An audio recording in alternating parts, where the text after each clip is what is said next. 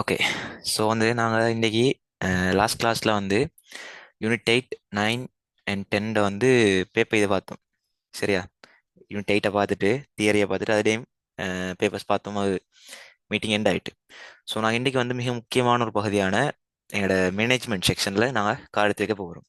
So இந்த management செக்ஷனை பொறுத்தவரையில் நீங்கள் எல்லாரும் நிறைய பேர் அதை கொஞ்சம் கஷ்டம் அப்படின்ட்டு தான் நினச்சிட்டு இருக்கிறேன். ஏன்டா வந்து அதில் தியரி செக்ஷன் கூட ரேஞ்சா தியரட்டிக்கலாக பார்க்கும்போது செக்ஷன் கூட. அப்படி இருந்தாலும் எக்ஸாம் பேஸ் பண்ணி வரப்போக்குள்ள வந்து ஒரு மேலோட்டமான கேள்விகள் தான் வருது இது வரைக்கும். இல்லைங்களா? ஸோ சம்மன் சச்சின், ரைட். ஸோ இந்த மேனேஜ்மெண்ட் செக்ஷன், அதாவது இந்த முகாமைத்துவத்துக்கு அறிமுகம் வந்து இங்கே தான் 12ஆம் பாடத்துலேருந்து.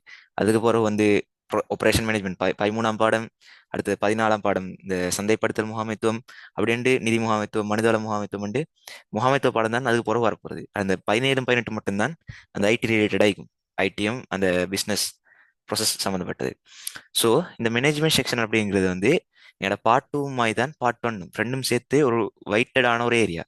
ஸோ ஒழுங்கா நாங்கள் முகாமைத்துவத்தை விளங்கிட்டோம் அப்படின்னா வந்து பாடமாக சொல்லல, விளங்கிட்டோம் அப்படின்னா எங்களுக்கு ஈஸியாக இந்த பிஸ்னஸ் ஸ்டடிஸை பொறுத்தவரையில ஸ்கோர் பண்ணி கொடுது. இல்லைங்களா?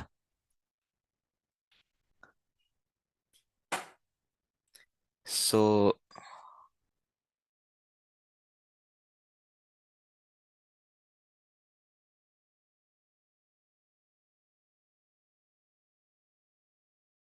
So right.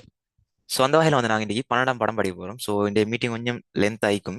ஸோ மிச்சம் நோட்ஸே நான் உங்களுக்கு இதாக்காமக்கி ஒரு ப்ராக்டிக்கல் மாதிரி நான் உங்களுக்கு நார்மலாக ஒரு இந்த நடைமுறை வாழ்க்கையோட சம்மந்தப்பட்ட மாதிரி சொல்லிட்டு போகிறோம். நோட்ஸே இதாக்காமக்கி ஒரு அந்த முறையில் நாங்கள் இன்றைக்கி கிளாஸ் எடுத்துகிட்டு போவோம். சரியா? அப்போ அவங்களுக்கும் போரிங் இருக்காது, எனக்கும் நோட்ஸ் படிக்கிற மாதிரி போரிங் உண்டிக்காது.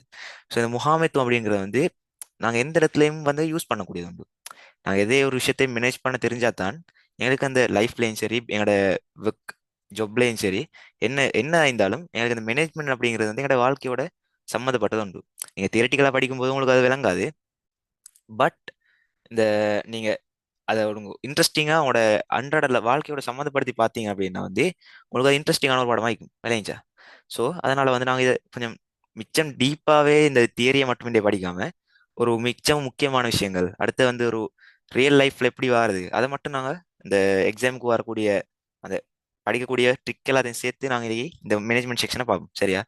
சம்டைம் இன்றைய முடிக்கலாம் போனால் நாங்கள் அடுத்த கிளாஸ்லேயும் கண்டினியூ பண்ணுவோம். ஓகே. ஸோ அடுத்த கிளாஸ்ண்டா வந்து பேப்பர்ஸோட சேர்த்து நாங்கள் பார்ப்போம். பேப்பர் கேள்வி அண்ட் மாடல் பேப்பர் கேள்வி எல்லாம் இருக்கிற. ஸோ அதெல்லாம் சேர்த்து பார்ப்போம் முண்டுக்கும். சரியா? ஸோ உங்களுக்கு இந்த மேனேஜ்மெண்ட் செக்ஷனை தொடங்கும் போது சரி டவுட் இருந்தால் உங்களுக்கு அன்மியூட் பண்ணிட்டு கேட்கலும், இல்லாட்டி வந்து உங்களுக்கு செட்லையும் போடலும். இல்லைங்களா? Is there any doubts? Doubt சீக்கிரா?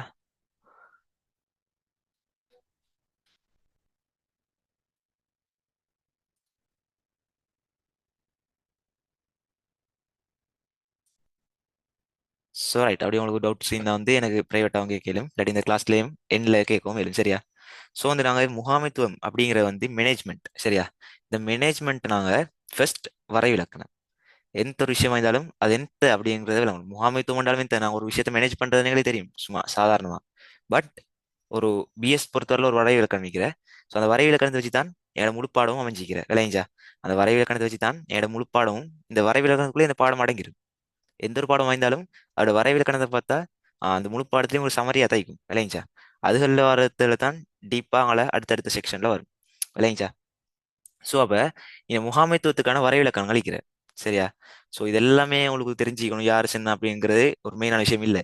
இது தெரியாட்டியும் அவ்வளோ பெரிய மார்க்ஸ் கொண்டு போக போகிறோம் இல்லை. ஸ்ட்ரக்சரில் வேணுமென்ற ஒரு கால் மார்க்ஸுக்கு தான் இவங்களோட பேர் கேட்க சான்ஸ் இருக்கிறது. அதுவும் சான்சஸ் ஆகவே குறவு, மிக மிக மிக குறவு. இந்த இவங்களோட மேரி பார்க்க போல, ஜேம்ஸ் எஃப் ஸ்டோனர்ட, ராபர்ட் கிரீட்னர் அப்படின்னு அவங்க சின்னதை கேட்டு அப்படி அதெல்லாம் 2015 16 எல்லாம் அப்படி கேட்டிக்கிறேன். ஸோ இப்போ எல்லாம் அப்படி எல்லாம் கேள்வியில் வராது. இல்லைங்களா? ஏன்னா இது ஒரு காம்படிஷன் உள்ள எக்ஸாம் ஏலோடன்றது. ஸோ இப்படியான ஒரு சும்மா ஐக்யூ பாடமாக்குற கேள்வி வராது. இல்லைங்களா? ஸோ அந்த வகையில் எங்களுக்கு மெயினான ஒரு பொதுவான வரைவிலக்கணம் தான் இந்த ரொபர்ட் கிரீட்னர் சொன்னது. ஸோ இந்த ரொபர்ட் கிரீட்னர் சொன்ன வரைவிலக்கணம் வந்து கொஞ்சம் உங்களுக்கு பாடமாக இந்த மைண்டில் இருந்துச்சுன்னா அது ஒரு நல்ல விஷயம். ஸோ அது எப்படி என்றா வந்து மாற்றம் அடைந்து வருகின்ற சூழலில் அப்படின்டா இயங்குவணிய சூழல் வளங்களை, வளங்கள்டா ரிசோர்சஸ். சரியா? வளங்கள் தெரியும் தானே? நீ வளங்களை வினைத்திறனாக பயன்படுத்தி. ஸோ இந்த கீவேர்டுகள் தான் முக்கியம். வினைத்திறனாக பயன்படுத்தி நிறுவனம் ஒன்றின் குறிக்கோள்களை அடைந்து கொள்வதற்கு ஏனையவர்களை கொண்டு கருமமாற்றும் செயல்முறை அல்லது ஏனையவருடன் இணைந்து கருமமாற்றும் செயல்முறை தான் இந்த முகாமைத்துவம்னு சொல்றது. இந்த செயல்முறை ஒன்று வரும். செயல்முறை முகாமைத்துவம் எனப்படும் சொல்லும். சரியா, அவங்களோட நோட்ஸ் எல்லாம் அது. ஸோ அது தொடர்ச்சி நடக்கிறது தான் செயல்முறைன்னு சொல்றது இல்லைங்களா? ஸோ அந்த வகையில இந்த மாற்றம் அடைந்து வருகின்ற சூழல் அப்படின்னா இயங்கு வணிக சூழல் அடிக்கடுக்கா மாற்றம் அடைகிற சூழல்ல எங்கள்கிட்ட இருக்கிற வளங்களை வந்து வினைத்திறனா பயன்படுத்தணும். அப்படின்னா வந்து கொஞ்சம் வளங்களை வச்சு நிறைய வெளியீடு எடுக்கிற மாதிரி அந்த வளங்களை பயன்படுத்தணும். பயன்படுத்தி நிறுவனத்துக்கு ஒரு குறிக்கோளியும், இப்ப நாங்கள் எடுத்துக்கொண்டாலும் எங்களுக்கு ஒரு குறிக்கோள் ஈகிற, அதே மாதிரி ஒரு நிறுவனத்துக்கு எடுத்துக்கொண்டாலும் அதுக்கு ஒரு குறிக்கோள் உண்டு ஈகிற. ஸோ அந்த குறிக்கோள் அடைஞ்சு கொள்றதுக்காக வேண்டி அடுத்த கழிச்சு வேலையை வாங்குறது, இல்லாட்டி நாங்களும் இணைஞ்சு அவங்களோட சேர்ந்து வேலைகளை செய்யறது தான் மேனேஜ்மெண்ட் இல்லைங்களா? நீங்க மேனேஜர் ஒன்று எடுத்துக்கொண்டாலும் அவர் என்ன செய்வாரு? வேலை செய்யறாங்கள பார்த்து உங்களுக்கு பொதுவான சில்ட்ரன் ஒரு மேனேஜர் எடுத்துக்கொண்டா அவர் என்ன செய்வார்? கம்பெனியில் அவங்க வேலை செய்யறாங்களா, அவங்க ரிப்போர்ட் எடுத்து பார்ப்பாங்க, இல்லாட்டி வேலையை செல்லுவாங்க, அதெல்லாம் அவர் என்ன செய்வாரு? ஒரு கம்பெனி எடுத்துக்கொண்டா அந்த கம்பெனியோட வேலையை சம்மந்தப்பட்டு தான் செல்வார் அவரு இல்லைங்களா? அதுதான் ஒரு மேனேஜரோட ரோல். அப்போ முகாமைத்துவம்ன்றதும் அப்படிதான். அந்த கம்பெனியோட குறிக்கோள் அடைஞ்சு கொள்றதுக்காக வேண்டிதான் அவங்க எல்லாரும் வேலை செய்வாங்க. அதுதான் மேனேஜ்மெண்ட் இல்லைங்களா? ஷோட்டா செல்ல போனா வந்து எல்லாரையும் வச்சு நிறுவனத்துல குறிக்கோளை அடைஞ்சு கொள்றதுக்காக வேண்டி வேலை செய்யறது, அதான் மேனேஜ்மெண்ட் இல்லைங்களா? ஸோ அப்போ இந்த வரைவிலக்கணம் மெயின். இந்த வரைவிலக்கணம் வச்சு தான் அவருடைய என்ன கருக்கள் உருவாகுது. இயங்கு வணிக சூழல், அதுதான் இந்த மாற்றம் அடைந்து வரும் சூழல்னு சொல்றது.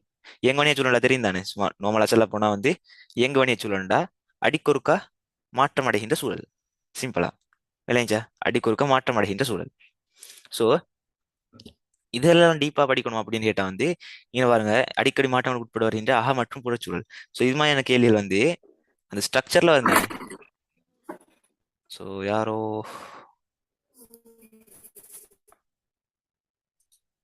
ரைட் ஸ்ட்ரக்சர்ல வரும் தானே. ஸோ அந்த ஸ்ட்ரக்சர்ல தான் அந்த கெப் புட்டு அக மற்றும் புறக்கு வந்து கீறு போட்டு இயங்குவணிய சூழல் எனப்படும். ஸோ அப்படி கேள்விகள் வரலாம் ஸ்ட்ரக்சர்ல. ஸோ அதுக்காக வேண்டிய அவ்வளோ டீப்பா இதெல்லாம் பாடமாக்கணும்னு அவசியம் இல்லை. நீங்க நார்மலா அந்த அடிக்கடி மாற்றம் அடைகின்ற அந்த கீவேர்டு உங்களுக்கு ஞாபகம் வச்சுட்டா உங்களுக்கு ஈஸியாக அதை எழுதுறேன் விளைஞ்சா. ஸோ அப்படிதான் எக்ஸாமுக்கு மாய் படிக்கணும்டா அப்படித்தான் படிக்கணும். ஸோ இப்போ நீங்கள் நார்மல் டைம்ல இப்போ இன்னும் ஒரு 80 மட்டும் நாளைக்கு தானே. ஸோ 80-70 நாளைக்குள்ள நீங்கள் நார்மலா படிங்க, எல்லா விஷயத்தையும் படிங்க. நார்மலா படிச்சுட்டு எக்ஸாம் கிட்ட போல மெயினான விஷயங்களை மட்டும் அதை கீ ஃப்ரேம் பண்ணி படிச்சா சரி. அப்பதான் உங்களுக்கு ஈஸியா எல்லா விஷயத்தையும் கவர் பண்ணி எக்ஸாமுக்கு இதாகலும். இல்லாட்டி வந்து அதை சில கழிக்கிறாங்க ஒழுங்கா படிச்சுட்டு போகலன்ட்டு ஒரு எண்ணத்துல வைத்து எக்ஸாம் எழுத போகல தெரிஞ்சதையும் எழுதுறதுக்கு எல்லா போய் தரும். ஸோ அதுமான விஷயங்களை தான் நான் சொல்றது. இப்போ கொஞ்சம் நார்மலா எல்லா விஷயத்தையும் படிங்க. எக்ஸாம் கிட்ட போல வந்து முக்கியமான கீ பாயிண்ட்களை பார்த்துட்டு போனா சரி. அப்படித்தான் எல்லாரும் செய்யுது. அந்த டைம் உங்களுக்கு அந்த ஃபுல்லா படிச்ச ஃபீலிங் ஒன்று மிகும். எல்லாத்தையும் அந்த கவர் பண்ணி அந்த டைமுக்காக ஞாபகம் வரும் விளைஞ்சா. அது எல்லாருக்கும் மிக இயல்பு தான், மனிதன் இயல்பு தானே. ஸோ அந்த வகையில வந்து இந்த எண்ண கருக்களோட மெயினான வந்து இயங்கு வணிக சூழல், நிறுவன ஒழுங்கமைப்பு, இலக்கு நோக்கம் அப்படின்னு நிறைய இருக்கிற சரியா. இதெல்லாம் வந்து இந்த வரைவிலக்கணத்துக்கு உள்ளடங்கினது. இதுக்குள்ள வர ஒரு கீவேர்டு வளங்கள், வினைத்திறன், இதெல்லாம் தான் நீங்க அதுகளோட வரைவிலக்கணம் சொல்லிக்கிறேன். நான் சொன்ன அந்த பாடம் அப்படியே கண்டினியூஸாக தான் வரும். மேனேஜ்மெண்ட் சரி எந்த பாடமா இருந்தாலும் அப்படித்தான் இல்லைங்களா? ஸோ இதுல வந்து இயங்கு வணிக சூழல் அதை பத்தி பார்த்தோம். இந்த அடிக்கடி மாற்றங்களுக்கு அடைகின்ற சூழல். ஸோ அக மற்றும் புறச்சூழல் எல்லாம் சேர்த்த ஒரு சூழல்னு சொல்லிடும் இல்லைங்களா? ஸோ அதே மாதிரி நிறுவனம் அல்லது ஒழுங்கமைப்பு. ஸோ இதுதான் இந்த கொஞ்சம் தெரிய வேண்டியது. இது வந்து நீங்க ஃபர்ஸ்ட் ஒன்னொன்னா யூனிட் 1லயே பார்த்துப்பீங்க. நிறுவன மண்டலத்தை இல்லாட்டி ஒழுங்கமைப்பு இல்லாட்டி வணிக மண்டலம் என்னன்னு பார்த்துப்பீங்க தானே. ஸோ அதெல்லாம் அதுக்கான வரையறை தான் இது.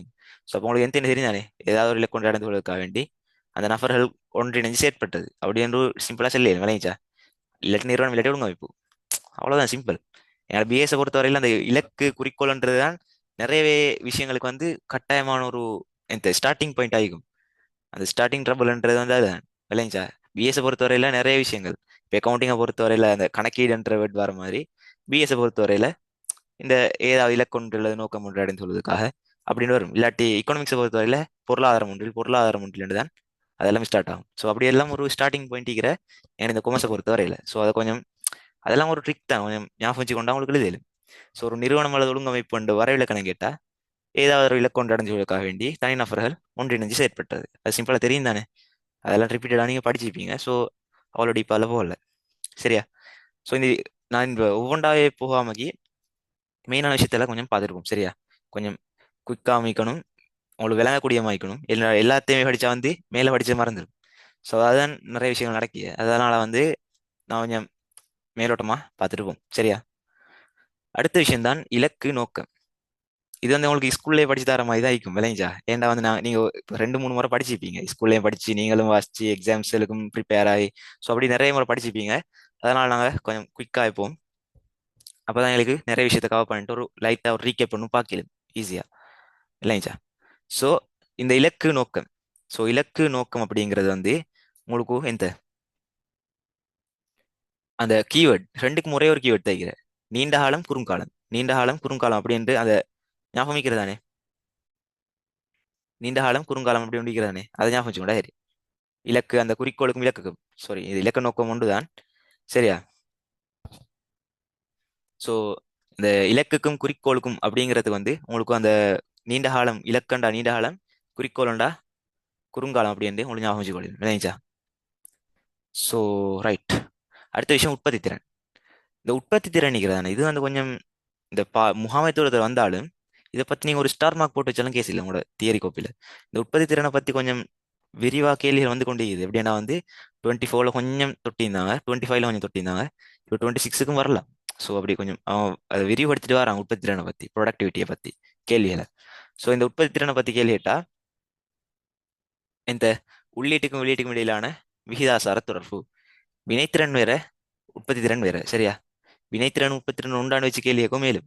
அப்ப அது வேற வினைத்திறன்டா வந்து குறைஞ்ச உள்ளீட்டுல அதிக வெளியீடு எடுக்கிறது. ஆனா உற்பத்தி திறன்டா அப்படியா இல்ல. உற்பத்தி திறன்டா வந்து இந்த உள்ளீட்டுக்கும் வெளியீட்டுக்கும் இடையிலான விகிதாசார தொடர்பு சிம்பிள் இல்லைங்களா. இதுல உற்பத்தி திறன் அதிகரிச்சணும் என்ன செய்யணும். இந்த உற்பத்தி திறன் அதிகரிக்கணும்னு பொதுவா கேட்டா வந்து நீங்க கட்டாயம் எப்படி எழுதணும்டா ஒன்றோ வந்து உள்ளீட்டை குறைச்சணும், வெளியீட்டை நிலையா வச்சுக்கொண்டு உள்ளீட்டை குறைச்சணும், இல்லாட்டி உள்ளீட்டை நிலையா வச்சுக்கொண்டு வெளியீட்டை அதிகரிக்கணும். ஸோ அது தெரியும் தானே. இல்லாட்டி வெளியீட்டை அதிகரித்த வகையில வந்து உள்ளீட்டை குறைச்சுட்டே போகணும். அப்பதான் உற்பத்தி திறன் அதிகரிக்கிறது உங்களுக்கு விளங்கும் தானே. இந்த நம்பரை போட்டால் உங்களுக்கு விளங்கும். அப்ப அது ஒரு மெத்தட்ல எழுதிடும். இல்லாட்டி பொதுவாக செய்யலான விஷயங்கள் அப்படி கேட்டா வந்து நீங்க இதையும் எழுதிட்டு பாட்டு தானே உங்களுக்கு வேண்டிய மட்டும் எழுதிடும். ஸோ தாளும் தருவாங்க தானே உங்களோட தாளில தானே. அப்ப எழுதிடும் பிஎஸ் பொறுத்தவரையில டைமும் மீக்கும் பாட்டுவை பொறுத்தவரையில. ஸோ அந்த வகையில உங்களுக்கு இன்னும் எழுதிடும் இந்த உற்பத்தி திறன் அதிகரிக்கிறதுக்கு இந்த என்ன சொல்ற மிகவும் உயர்தரமான மூலப்பொருட்களை பயன்படுத்துதல் இல்லைங்களா.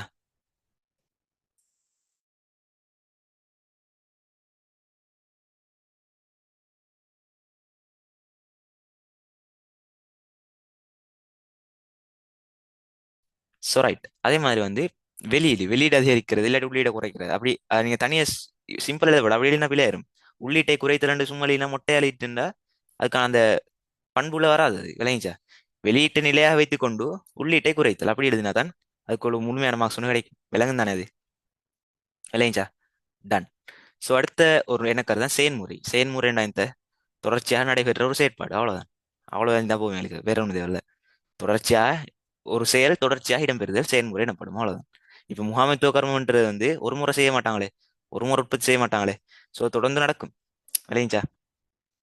ஸோ அப்ப எங்களுக்கு இந்த முகாமைத்துவம் அப்படின்னு நினைச்சாலே படிச்சுட்டான்னு நீங்க ஏற்கனவே.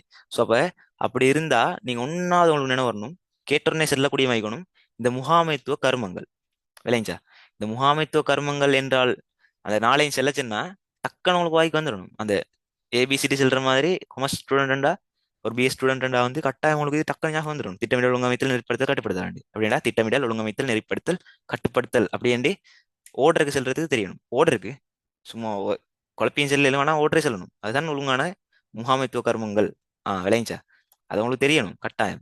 ஒரு பிஎஸ் ஸ்டூடெண்டா கட்டாயம் தெரிஞ்சிக்கணும். இல்லாட்டி அது அவ்வளோ நீங்க அந்த 12ஆம் பாடம் ஃபுல்லா விளங்கி இல்லைன்ற ஒரு அர்த்தம் விளைஞ்சா. அதுதான் விஷயம். நிறைய பிள்ளை கேட்டா மாறி மாறி செல்லும் சில யோசிக்கும் விளைஞ்சா. அப்படி இருக்கக்கூடா நீங்களும் இது சரி கட்டாயம் குறைஞ்ச மினிமம் ஞாபகம் வச்சுக்கணும். திட்டமிடல் ஒழுங்கமைத்தல் நெறிப்படுத்தல் கட்டுப்படுத்தல் இதுதான் முகாமைத்துவ கர்மங்கள் 4. அதை வச்சுட்டு தீர்மானம் எடுத்து அதெல்லாம் எழுதப்படாது. இவ்வளவு தான் இது 4 தான் சிம்பிள். டன். ஸோ அடுத்தது வணிக வளங்கள் அப்படின்னா வந்து உள்ளீடாக பயன்படுத்தப்படுறது அவ்வளவுதான். உள்ளீடுகள் முகாமைத்துவ கர்மத்துல வந்து பயன்படுத்துற உள்ளீடுகள் தெரிந்தானே 7M2Cகள் இதெல்லாம் வந்து பெருசா அவங்களுக்கு வளங்கள் என்றால் என்ன அதெல்லாம் கேட்க மாட்டான். ஸோ வளங்களுக்கு ஒரு உதாரணம் தெரிஞ்சுக்கொண்டா இந்த 7M2C தெரிந்தானே. 7M இந்த men money material machine method market time. CC என்ற வந்து கன்செப்டும் கஸ்டமரும் என்ன கற்களும் வாடிக்கையாளரும். ஸோ இதில் ஒரு 4 மட்டும் சும்மா நினைவு வச்சுக்கோங்க உங்களுக்கு தெரியாதா. இல்லாட்டி மனித வளம் பௌதிக வளம் நிதி வளம். ஸோ நிறையவே உதாரணம் வைக்கிற வளத்துக்கு இது நீங்க எக்கனாமிக்ஸ்ல படிக்கிறது மெயினான விஷயம் நிலமுலை மூலதன முயற்சி. ஸோ இதனால இது சரி ஒரு நாள் ஞாபகம் வச்சுக்கணும். உங்களுக்கு வளத்துக்கு உதாரணம் எழுதுறேன், அது உங்களுக்கு அதை திங்க் பண்ணி சரி எழுதுறேன் அந்த இடத்துல நினைச்சா. ஸோ அதெல்லாம் எனக்கு முக்கியமான விஷயம் இல்லை. நான் இவ்வளோ நேரம் ஸ்பீடாக போகிறதெல்லாம் அவ்வளோ பெரிய இது ஒன்றும் இல்லை. அதுக்காக நீங்கள் படிக்காம கூடாது, கட்டாயம் அதையும் பார்த்துக்கொள்ளணும் நினைச்சா. ஸோ அடுத்த விஷயம் தான் பயனுறுதி விளைதிறன். இல்லாட்டி இந்த விளைதிறன் என்ற வேர்டை விட பயனுறுதி என்ற வேர்ட் தான் கொஞ்சம் சூட்டபிளான வேர்ட் சரியா. இது தியரி, இந்த எங்களோட தியரி மிச்சம் அப்டேட் ஆகல தானே இன்னும். ஸோ பயனுறுதி அப்படின்றத ஞாபகம் வச்சுக்கோங்க. எக்ஸாம் எழுத போகல இந்த விளைத்திறனை மிச்சம் யூஸ் பண்ணாமக்கி, விலை இல்லை இதை யூஸ் பண்ணாமக்கி இந்த பயனுறுதி என்றதை யூஸ் பண்ணுங்க சரியா. கட்டாயம் பயனுறுதி என்றே நீங்க நினைச்சு கொண்டா உங்களுக்கு அது கொஞ்சம் சூட்டபிள் ஆகிக்கும் அந்த இடத்துக்கு இல்லைங்களா. இந்த விளைத்திறன் வினைத்திறன்ல நிறைய குழம்பும். அப்ப பயனுறுதி அப்படின்றா வந்து இந்த உங்களுக்கு நீங்க உங்க மைண்ட்ல சொல்லி பாருங்க இல்லைங்களா. நான் எந்த ஹெட்டா வந்து நீங்க சொல்ல தேவையில்ல, நீங்க உங்க மைண்ட்ல சொல்லி பாருங்க உங்களுக்கு எந்த தெரியுமாண்டு. டூயிங் த திங் ரைட்டா, டூயிங் த எது, டூயிங் த ரைட் திங்கா இல்லாட்டி டூயிங் த திங் ரைட்டா. டூயிங் த ரைட் திங், சரியாக தெரிவு செய்தல் அப்படின்னா ஒரு வணிக அதான் பிரச்சனை போகும். இதெல்லாம் இந்த உத்தேச நோக்கத்தை சரியாக அடையும் என்பது எவ்வளவுக்கு, எவ்வளவிற்கு உத்தேச நோக்கத்தினை சரியாக அடையும் என்பதே பயனுறுதியாகும்.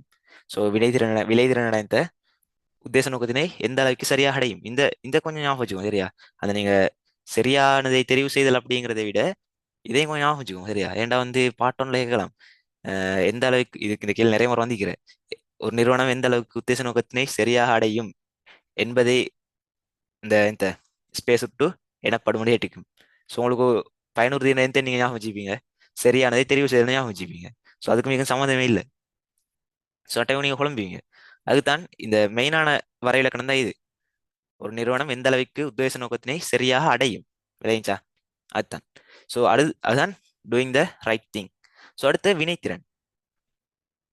உத்தேச நோக்கத்தினை குறைந்த வளங்களை பயன்படுத்தி அதான் குறைந்த வளங்களை பயன்படுத்தி உச்ச வெளியிட்டினை பெற்றுக்கொள்ளக்கூடிய வகையில் நோக்கத்தினை அடைதல். ஸோ அதான் இந்த வினைத்திறன் எஃபிஷியன்சி.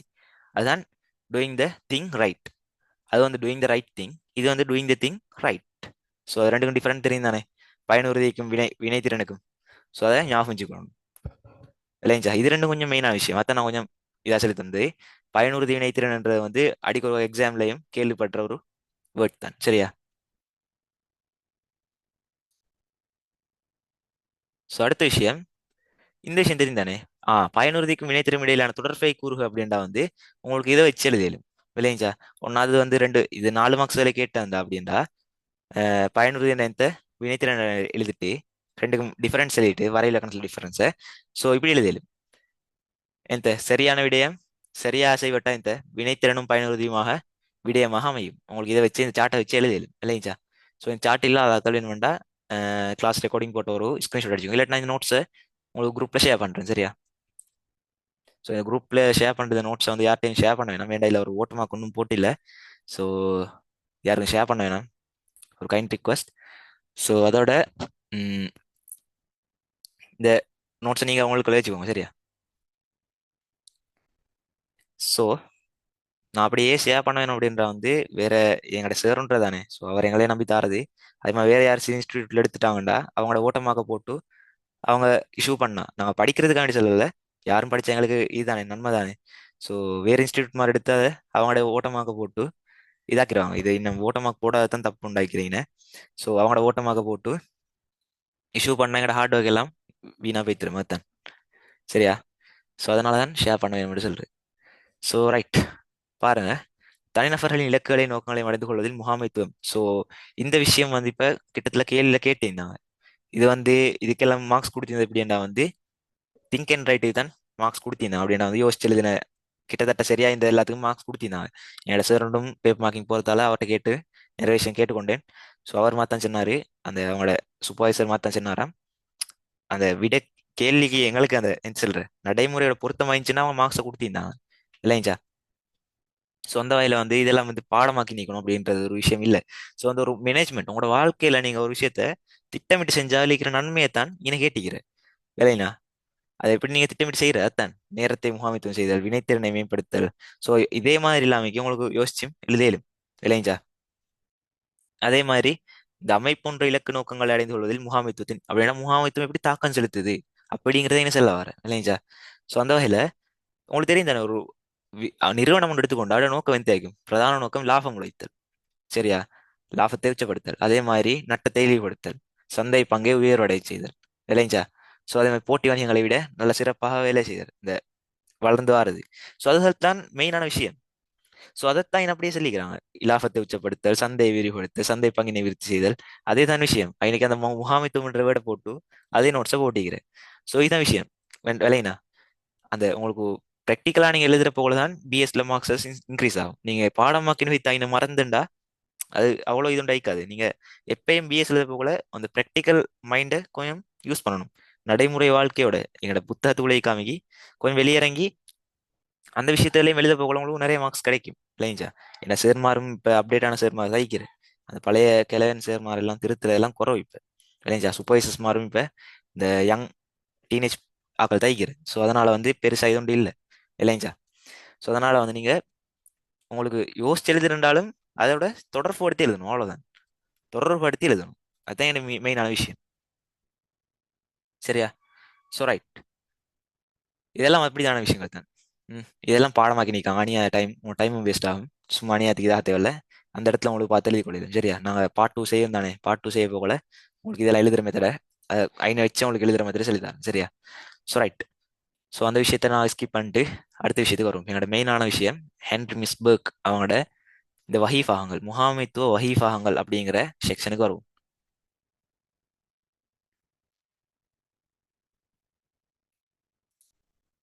So right. இந்த முகாமைத்துவ வஹீஃபாகங்கள் அப்படிங்கிறது வந்து மூணு தான் இருக்கிற தாத்தா தீ அப்படி உங்களுக்கு சிம்பிளா எழுதி வச்சுக்கொள்ளு மீனா ஆத்தா தீன்னு இருக்கிற. ஆனா ஆல்ரெடி வைஃப் ஆத்த தனிநபர் வைஃப் ஆகும் அப்படி சொல்றேன் இன்டர்பர்சனலுக்கு. ஸோ உங்களுக்கு தாத்தா தீன்னு வச்சுக்கோண்டா ஞாபகம் வச்சுக்கூடாது. உங்களுக்கு இதாகத்தான் சொன்னேன். சரியா? ஸோ இந்த முகாமைத்துவ வஹீஃபாங்களை பொறுத்தவரையில வந்து இந்த முன்னால வர்றது எல்லாம் இப்ப நீங்க பிரதான வைஃபா உப வைஃபாம் எல்லாம் பாடமாக்கி வச்சுப்பீங்க சிலாக்கள். நிறைய பேர் பாடமாக்கி வச்சுப்பீங்க. ஆல்டே வைஃபாத்ல மூணு, தகவல்ல மூணு, அதே மாதிரி தீர்மானம் எடுத்தல நாளிக்கிற. ஸோ அப்படியே நீங்க அது எல்லாத்தையும் இதெல்லாம் பாடமாக்கி வச்சுப்பீங்க. ஆனா இப்ப கேள்வி வர்றது வந்து எதுல தெரியுமா? இங்களிக்கிற விஷயத்துல. இந்த வைஃபாங்களும் கர்மங்களுக்கு உதாரணம் அளிக்கிறானே. ஸோ இதுலயும் தான் இப்ப கேள்வி வருது. எப்படின்னா இத வரையில கணக்கு போட்டு இது யாரோட சம்மந்தப்பட்டது? இப்ப ஊடக பேச்சாளர். ஸோ இங்கில செக்ஷன்ல தான் இப்ப கேள்வி வருது இல்லைங்களா? ஸோ அந்த வகையில வந்து ஆலிடே வைஃபா அதாவது தனிநபர் வைஃபா அதுல ஒன்று தான் நிறுவன பிரதானி. சரியா? இப்போ நீங்க ஹைலைட் ஒண்டிந்தா உங்களுக்கு இந்த நோட்ஸ் இருந்துச்சுன்னா இந்த சார்ட் ஒண்டிக்கும் எல்லாத்தையும் பொதுவாய்க்கும் இந்த சார்ட். ஸோ இதுல வந்து நிறுவன பிரதானியை பொறுத்தவரையில பாருங்க, அடையாள தலைவரை போன்று பேரளவு தலைவரான இவர் சமூக மற்றும் சட்ட அன்றாட கர்மங்களில் ஈடுபடுவார். ஸோ இது அப்படியே வந்திக்கிறேன். ஸோ இதுல உதாரணத்தை பாருங்க. அதிதிகளை வரவேற்றல், சட்ட ரீதியான ஆவணங்களை கையொப்பமிடல், பங்குதாரர் கூட்டங்களை நடத்துதல். ஸோ இந்த விஷயங்கள் வந்து தான் கேள்விகளை கேட்கப்படும். எப்படி? தனிநபர் விவாதத்தில் வர இந்த நிறுவன பிரதானியிட கருமங்கள், நிறுவன பிரதானியிட கருமங்கள் டேட்டா இதில் தான் வரும். ஸோ இல்லாட்டி இதை கருமங்களை போட்டு யார்கிட்ட கேட்பாரு, தலைவர் இதை போட்டுறக்கூடாது இல்லைங்களா? தலைவர்ண்டா தனக்கு கீழே இருக்கிறாக்களை செயற்படுத்துறது தான் தலைவர். சிம்பிளா இல்லைங்களா? ஸோ அப்போ அவனோட உதாரணங்களை நீங்க ஹைலைட் பண்ணி வச்சுக்கணும். அதுதான் எங்களுக்கு தேவை. So right. அந்த வகையில ஒன்னா நிறுவன பிரதானிக்கு எந்தெந்த வரும்? அதிதிகளை வரவேற்றல், சட்ட ரீதியான ஆவணங்களில் கையொப்பமிடல், பங்குதாரர் கூட்டங்களை நடத்துதல், சிம்பிளா அப்படி எல்லாம் வரும். அதே மாதிரி தலைவருக்கு எந்த வரும்? தனக்கு கீழ் உள்ளவர்களை வழிகாட்டுதலும் அவங்களோட செயற்படுறது. ஸோ அதை மட்டும் முடிஞ்சா கீவேர்டு எந்த தலைவருக்கு தனக்கு கீழ் உள்ளவர்களை செயற்படுத்தல் அப்படி ஞாபகம் வச்சுக்கோங்களேன். அவ்வளவுதான் சிம்பிள். அதே மாதிரி தொடர்பினை பேணுபவர் அவங்களுக்கு எந்த வாடிக்கையாளர், வழங்குனர், வியாபார சங்கங்கள் அல்லது பிரதேச மக்கள் என்பதுடன் தொடர்புகளை பேணுதல். இந்த தொடர்புகளை பேணுதல் தான் கீவேர்டு. ஸோ மீட்டிங் 10 மினிட்ஸ்ல எண்ட் ஆகும்.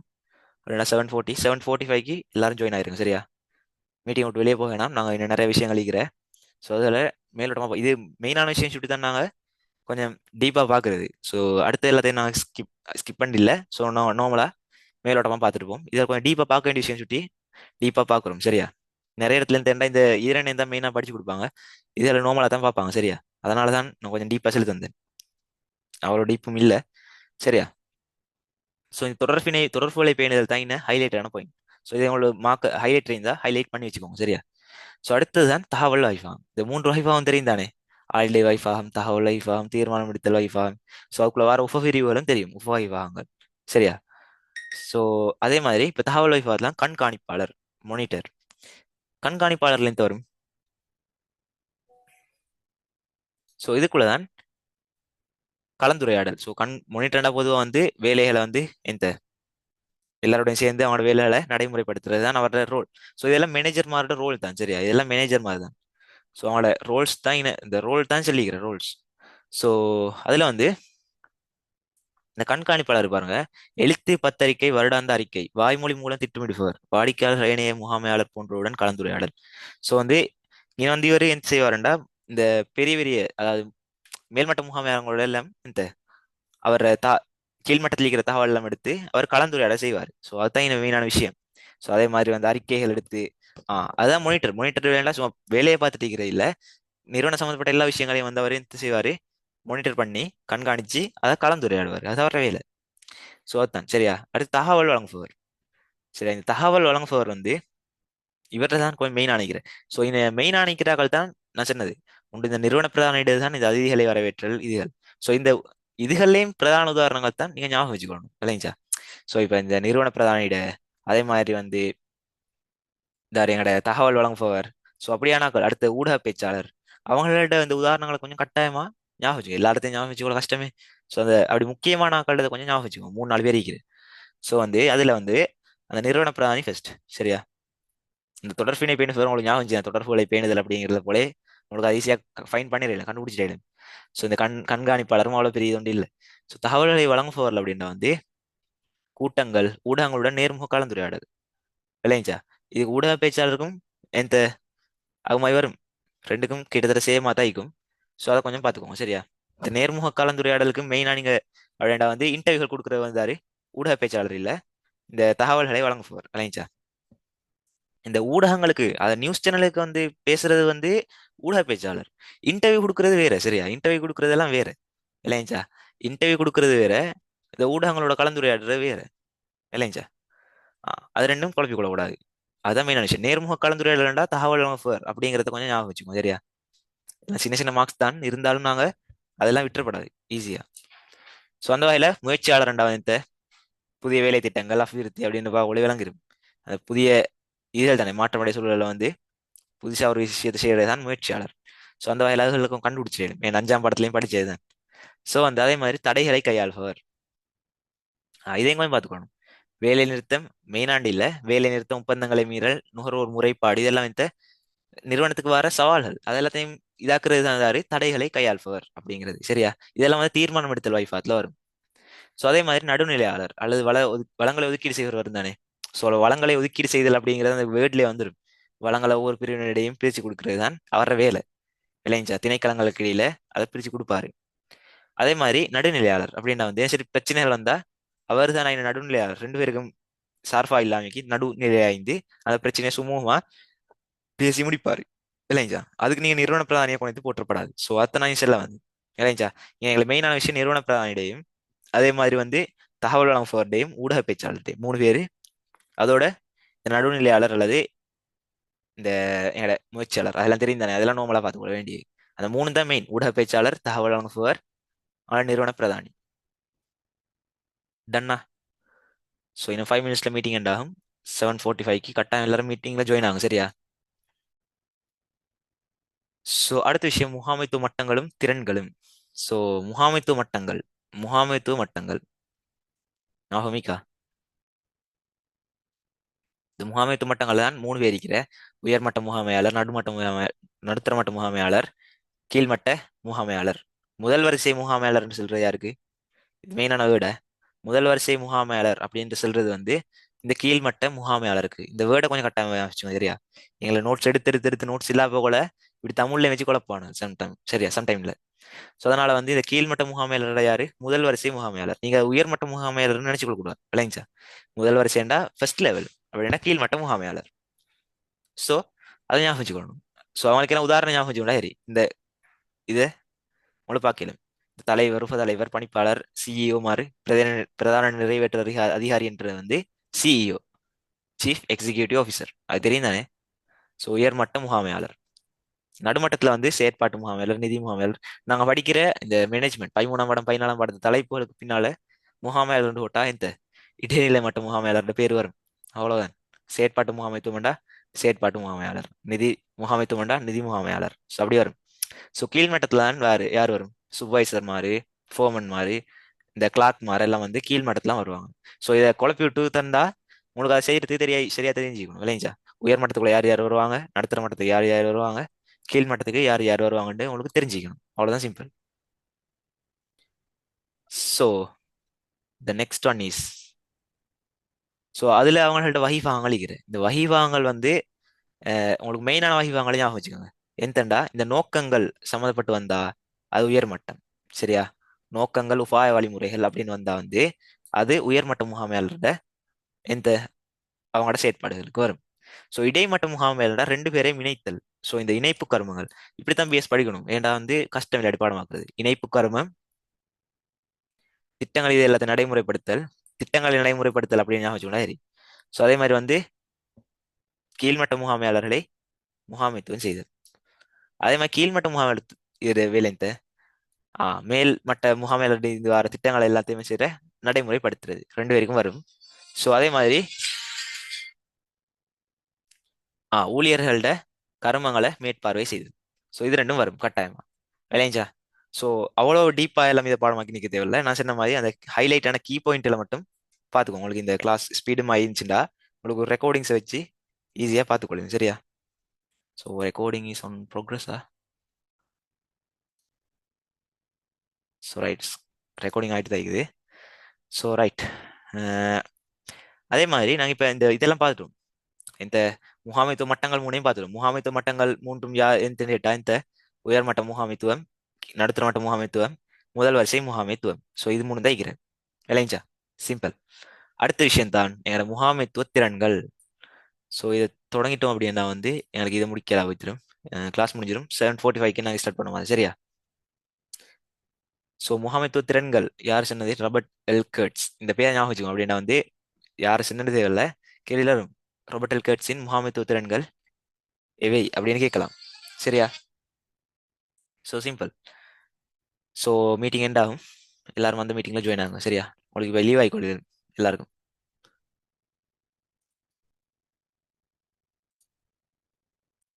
ரைட். நாங்கள் விட்டெடுத்து சரியா? எந்த விஷயம் அப்படின்னா வந்து முகாமைத்துவ திறன்கள் அப்படிங்கிறதா இப்போ செக்ஷன். ஸோ வந்து ரீகேப் அப்படிங்கிறதால நான் கொஞ்சம் குயிக்காக போகிறேன். இல்லாட்டி நான் ஸ்லோவாக பேத்திவேன். தியரியை மீண்டும் மீண்டும் அப்படியே படிச்சுட்டு இருக்கிறதுல வந்து எங்களுக்கு ஒரு இது இல்லை. நான் பேப்பர் செய்கிற மட்டும் தான் எங்களுக்கு ப்ராக்டிஸ் ஆகும். ஸோ அதனால தான் நான் ஸ்பீடாக போகிறது, வேறு விஷயம் இல்லை. ஸோ நான் பேப்பர் தான் கூட டைம் எடுக்கணும்னு நினைக்கிறேன். ஏன்னா அந்த மேனேஜ்மெண்ட் செக்ஷன் வந்து கூடுதலாக பேப்பர் செய்யணும் அப்படிங்கிறது தான் என்ன நோக்கம். விளைஞ்சா? ஸோ அதனால வந்து நான் தியரி ஏந்திய மட்டும் ஸ்பீடாக முடிக்கிறேன். ஸோ அடுத்தது நாங்கள் பேப்பர் கிளாஸில் ஃபுல்லாக இதாக்கும். சரியா? ஸோ அந்த வகையில் வந்து முகாமைத்துவ திறன்கள் ராபர்ட் எல் கர்ட்ஸ் சொன்னது. சரியா? இதில் மெயினான விஷயம் என்ன கருவாக்கல் திறன், மானிடத்திறன், என் தருது தொழில்நுட்ப திறன். ஸோ இது மூணு தான் இருக்கிற. ஸோ இந்த மூணும் வந்து யார் யாருக்கு எந்த அளவு தேவை அப்படிங்கிறத ஞாபகம் வச்சுக்கணும். இந்த முகாமைத்துவ மட்டங்களோட முகாமைத்துவ திறன்களை நீங்க மிக்ஸ் பண்ணி செல்ல தெரிஞ்சுக்கணும். விளைஞ்சா? ஸோ அதுதான் இந்த சார்ட். விளைஞ்சா? இந்த சார்ட் வந்து அதுதான் முகாமைத்துவ மட்டங்களோட முகாமைத்துவ திறன்களை மிக்ஸ் பண்ணி செல்றது. ஸோ நாளைக்கு வரும்போது இந்த என்ன கருவாக்கல் திறன் அப்படின்ற என்னண்டா, ஒரு சிக்கலான சந்தர்ப்பத்தில் வந்து புதிய கருத்துக்களை பகுப்பாய்வு செஞ்சு உள்ள ரீதியான ஆற்றல். ஸோ பகுப்பாய்வு செய்கிற ஆற்றல். ஸோ அப்படின்னா வந்து புதிய விஷயங்களை ஒரு கண்டுபிடிக்கிற மாதிரி ஒரு ஆற்றல் என்ன கருவாக்கல் திறன். ஒரு பிரச்சனையை தீர்க்கக்கூடிய ஆற்றல், அதான் என்ன கருவாக்கல் திறன். விளைஞ்சா? ஸோ இந்த என்ன கருவாக்கல் திறனாலே அந்த பிரச்சனையை தீர்க்கிறது, ஒரு கொள்கையை உருவாக்குறது. ஸோ அதுதான் என்ன கருவாக்கல் திறன் அப்படிங்கிறது. ஸோ அதை டீப்பா போக தேவையில்ல. மானிடத்திறன், ஸோ அந்த வேர்ட்ல அடுத்தது மானிடத்திறன். ஸோ இந்த மானிடத்திறன் அப்படின்னு போல இந்த ஏனையவர்களை விளங்கி கொண்டு அவர்களோட செயற்படுறது, மனிதர்களோட செயற்படுறது தான் மானிடத்திறன். அவ்வளவுதான். ஒரு மனிதனோட மனிதன் பழகுறதுக்கு தெரிஞ்சிருந்தா அது மானிடத்திறன். ஆக்சுவலா அது வந்து எல்லாருக்கும் தேவைப்பட்டது உண்டு. அது எல்லாருக்கும் தெரியணும் தானே. ஒரு மனுஷனோட எப்படி பழகணுன்றது வந்து எல்லாருக்கும் தெரிஞ்சுக்கணும். ஸோ அது சிம்பிள். ஸோ அந்த அடுத்தது தொழில்நுட்பத்திறன். ஸோ தொழில்நுட்பத்திறன் அந்த வகையில வந்து ஸோ ஒரு விசேட துறைக்குரிய கர்மம் ஒன்று செய்யறதுக்கான ஆற்றல். ஸோ ஒரு இயந்திரத்தை இயக்கக்கூடிய ஆற்றல். ஸோ ஒரு விசேட துறை, அது எந்த துறை ஆயிக்கலும் அதை அந்த கர்மத்தை செய்யறதுக்கான ஆற்றல், அந்த விஷயத்தை செய்யறதுக்கான ஆற்றல். அவ்வளவுதான் சிம்பிளா. என்ன கருவாக்கல் திறன்டா ஒரு பிரச்சனை தீக்க ஆற்றல். மானிட திறன்டா மனிதர்களோட அந்த பழகுற ஆற்றல். ஸோ அதே மாதிரி தொழில்நுட்ப திறனடா வந்து ஒரு விஷயத்துறைக்குரிய ஒரு கர்மம் ஒன்றை செய்யக்கூடிய ஆற்றல். ஸோ இதுதான் சிம்பிளான மூன்றுக்கும் வரைவிலக்கணம். முகாமைத்துவ திறனுங்கள்டா மெயின் எழுத வேண்டிய இதுதான். விளைஞ்சா இது மூணு தான் மெயினான விஷயம். அடுத்ததுதான் எங்களோட நான் சொன்ன மாதிரி முகாமைத்துவ மட்டங்களுக்கு ஏற்ப அது எவ்வளவு எவ்வளவு வேணும் அப்படிங்கிற சொல்றது. இல்லைங்களா? ஸோ அந்த வகையில் உயர்மட்ட முகாமையாளருக்கு வந்து என்ன கருவாக்க திறன் கொஞ்சம் கூடவா தேவை. இல்லைங்களா? ஸோ இதை வந்து உங்களுக்கு பெரிய இப்ப இப்படி வந்ததுக்கு இது வந்து எல்லாம் ஸ்ட்ரக்சர் கேள்வியா தான் வந்திக்கிறேன். ஸோ இது உங்களுக்கு பார்ட் டூலையும் கேள்வியா வரலாம். முகாமைத்துவ மட்டங்களுக்கு ஏற்ப அவர்களிடம் காணப்பட வேண்டிய திறன்களை இந்த விளக்குக இல்லாட்டி பகுப்பாய்வு செய்ய அப்படின்னு சொன்னா உங்களுக்கு இப்படி எழுதலும். கீழ்மட்ட முகாமை இந்த கீழ்மட்ட முகாமையாளர்கள் பொதுவாக கர்மங்களை சார்ந்து இருப்பதால் அவர்களுக்கு தொழில்நுட்ப திறன் அதிகமாக தேவைப்படும். அதே போல மானிட திறன் சாதாரணமாக தேவைப்படும். அதே மாதிரி எண்ண கருவாக்கல் திறன் அவ்வளவாக தேவைப்படாது. ஸோ அப்படி எழுதிட்டு அதே மாதிரி வந்து நடுத்தர மட்ட முகாமையாளருக்கு வந்து எப்படி மூணும் வந்து பேலன்ஸாக தேவைப்படும். இல்லைங்களா? ஸோ அவருக்கு மெயினா இந்த மானிட திறன் தான் கூட தேவைப்படும். எல்லாரையுமே இதாக்குறது. ஸோ அவர் மெயினா பேலன்ஸ் பண்ணி தான் மூணும் தேவைப்படும். அப்படி இல்லைன்னா சரி உயர்மட்ட முகாமையாளருக்கு வந்து என்ன கருவாக்கல் திறன் கூடுதலாக தேவைப்படும். தொழில்நுட்ப திறன் அவ்வளோ தேவைப்படாது. ஏன்டா அவர் வந்து இந்த திட்டங்கள் நோக்கங்களை வகுக்கிறதால அவருக்கு அந்த மாதிரியான பிரச்சனைகளை தீர்க்கக்கூடிய ஆற்றல் தான் கூடவா தேவைப்படும். ஸோ அது மாதிரி திறன்கள் தான் தேவைப்படுற திறனடா அவங்களோட ஸ்கில் தான் திறன்கள் என்று சொல்றது. இல்லைங்களா? ஸோ அந்த வகையில எங்கட இதுகளுக்கு வரும் முகாமைத்துவ கர்மங்கள். இதனாலும் கட்டாயம் தெரிஞ்சுக்கணும். குறைஞ்சது ஒரு பேசிக் முகாமைத்துவத்தில் பேசிக் தான் இதனால ஒரு முகாமைத்துவத்தை எடுத்துக்கொண்டா திட்டமிடுவாங்க, அதை அப்படியே ஆர்கனைஸ் பண்ணுவாங்க, அதுக்கு பிறகு சரியா லீட் பண்ணுவாங்க அந்த வேலையை. இந்த சொல்ற நெறிமுறைப்படுத்தி முன்ன கொண்டு வாங்க. அதுக்கு பிறகு அழிந்து வர விஷய அவுட்புட்டை வச்சு அதை கண்ட்ரோல் பண்ணுவாங்க. ஸோ இதுதான் ஒரு முகாமைத்துவ கர்மத்தில் ஒரு ஷோர்ட்டா செல்ல போனேன். இப்போ நீங்க நான் ஒன்னா சின்ன வரைவிலக்கணம் எப்படி அந்த நோக்கத்தை அடைஞ்சு கொள்வதற்காக வேண்டி இந்த மாதிரியான விஷயங்களை செஞ்சுதான் அந்த நோக்கத்தை அடைஞ்சு கொள்ற விளைஞ்சா. ஸோ அதில் இருக்கிற ஒன்னா வரைவிலக்கணம் அப்படி தைக்கும். ஸோ அந்த வகையில திட்டமிடல், ஒழுங்கமைத்தல், நெறிப்படுத்தல், கட்டுப்படுத்தல் விளைஞ்சா. ஸோ அது எல்லாத்துக்கும் முறை இந்த முகாமைத்துவ செயல்முறை பார்ப்போம். சரியா? இந்த செயல்முறை கொஞ்சம் ஞாபகம் வச்சுக்கணும். சரியா? இதை வச்சவங்களுக்கு ஒரு என்ன சொல்றேன் வரைவிலக்கணத்தை பில்ட் பண்ணவும் இல்லை புதுசா. இல்லைங்களா? அந்த வரைவிலக்கணத்தை அப்படி இங்க செஞ்சுக்கிறாங்க அவ்வளவுதான். உள்ளீடா முகாமைத்துவத்தில் உள்ளீடு இந்த வளங்கள் இதை கட்டாயம் ஞாபகம் வச்சுக்கணும். முகாமைத்துவத்தில் உள்ளீடு முகாமைத்துவத்தின் உள்ளீடு யாதுன்னு கேட்டா வளங்கள். ஸோ சொல்லிடா சொல்லணும் வளங்கள்.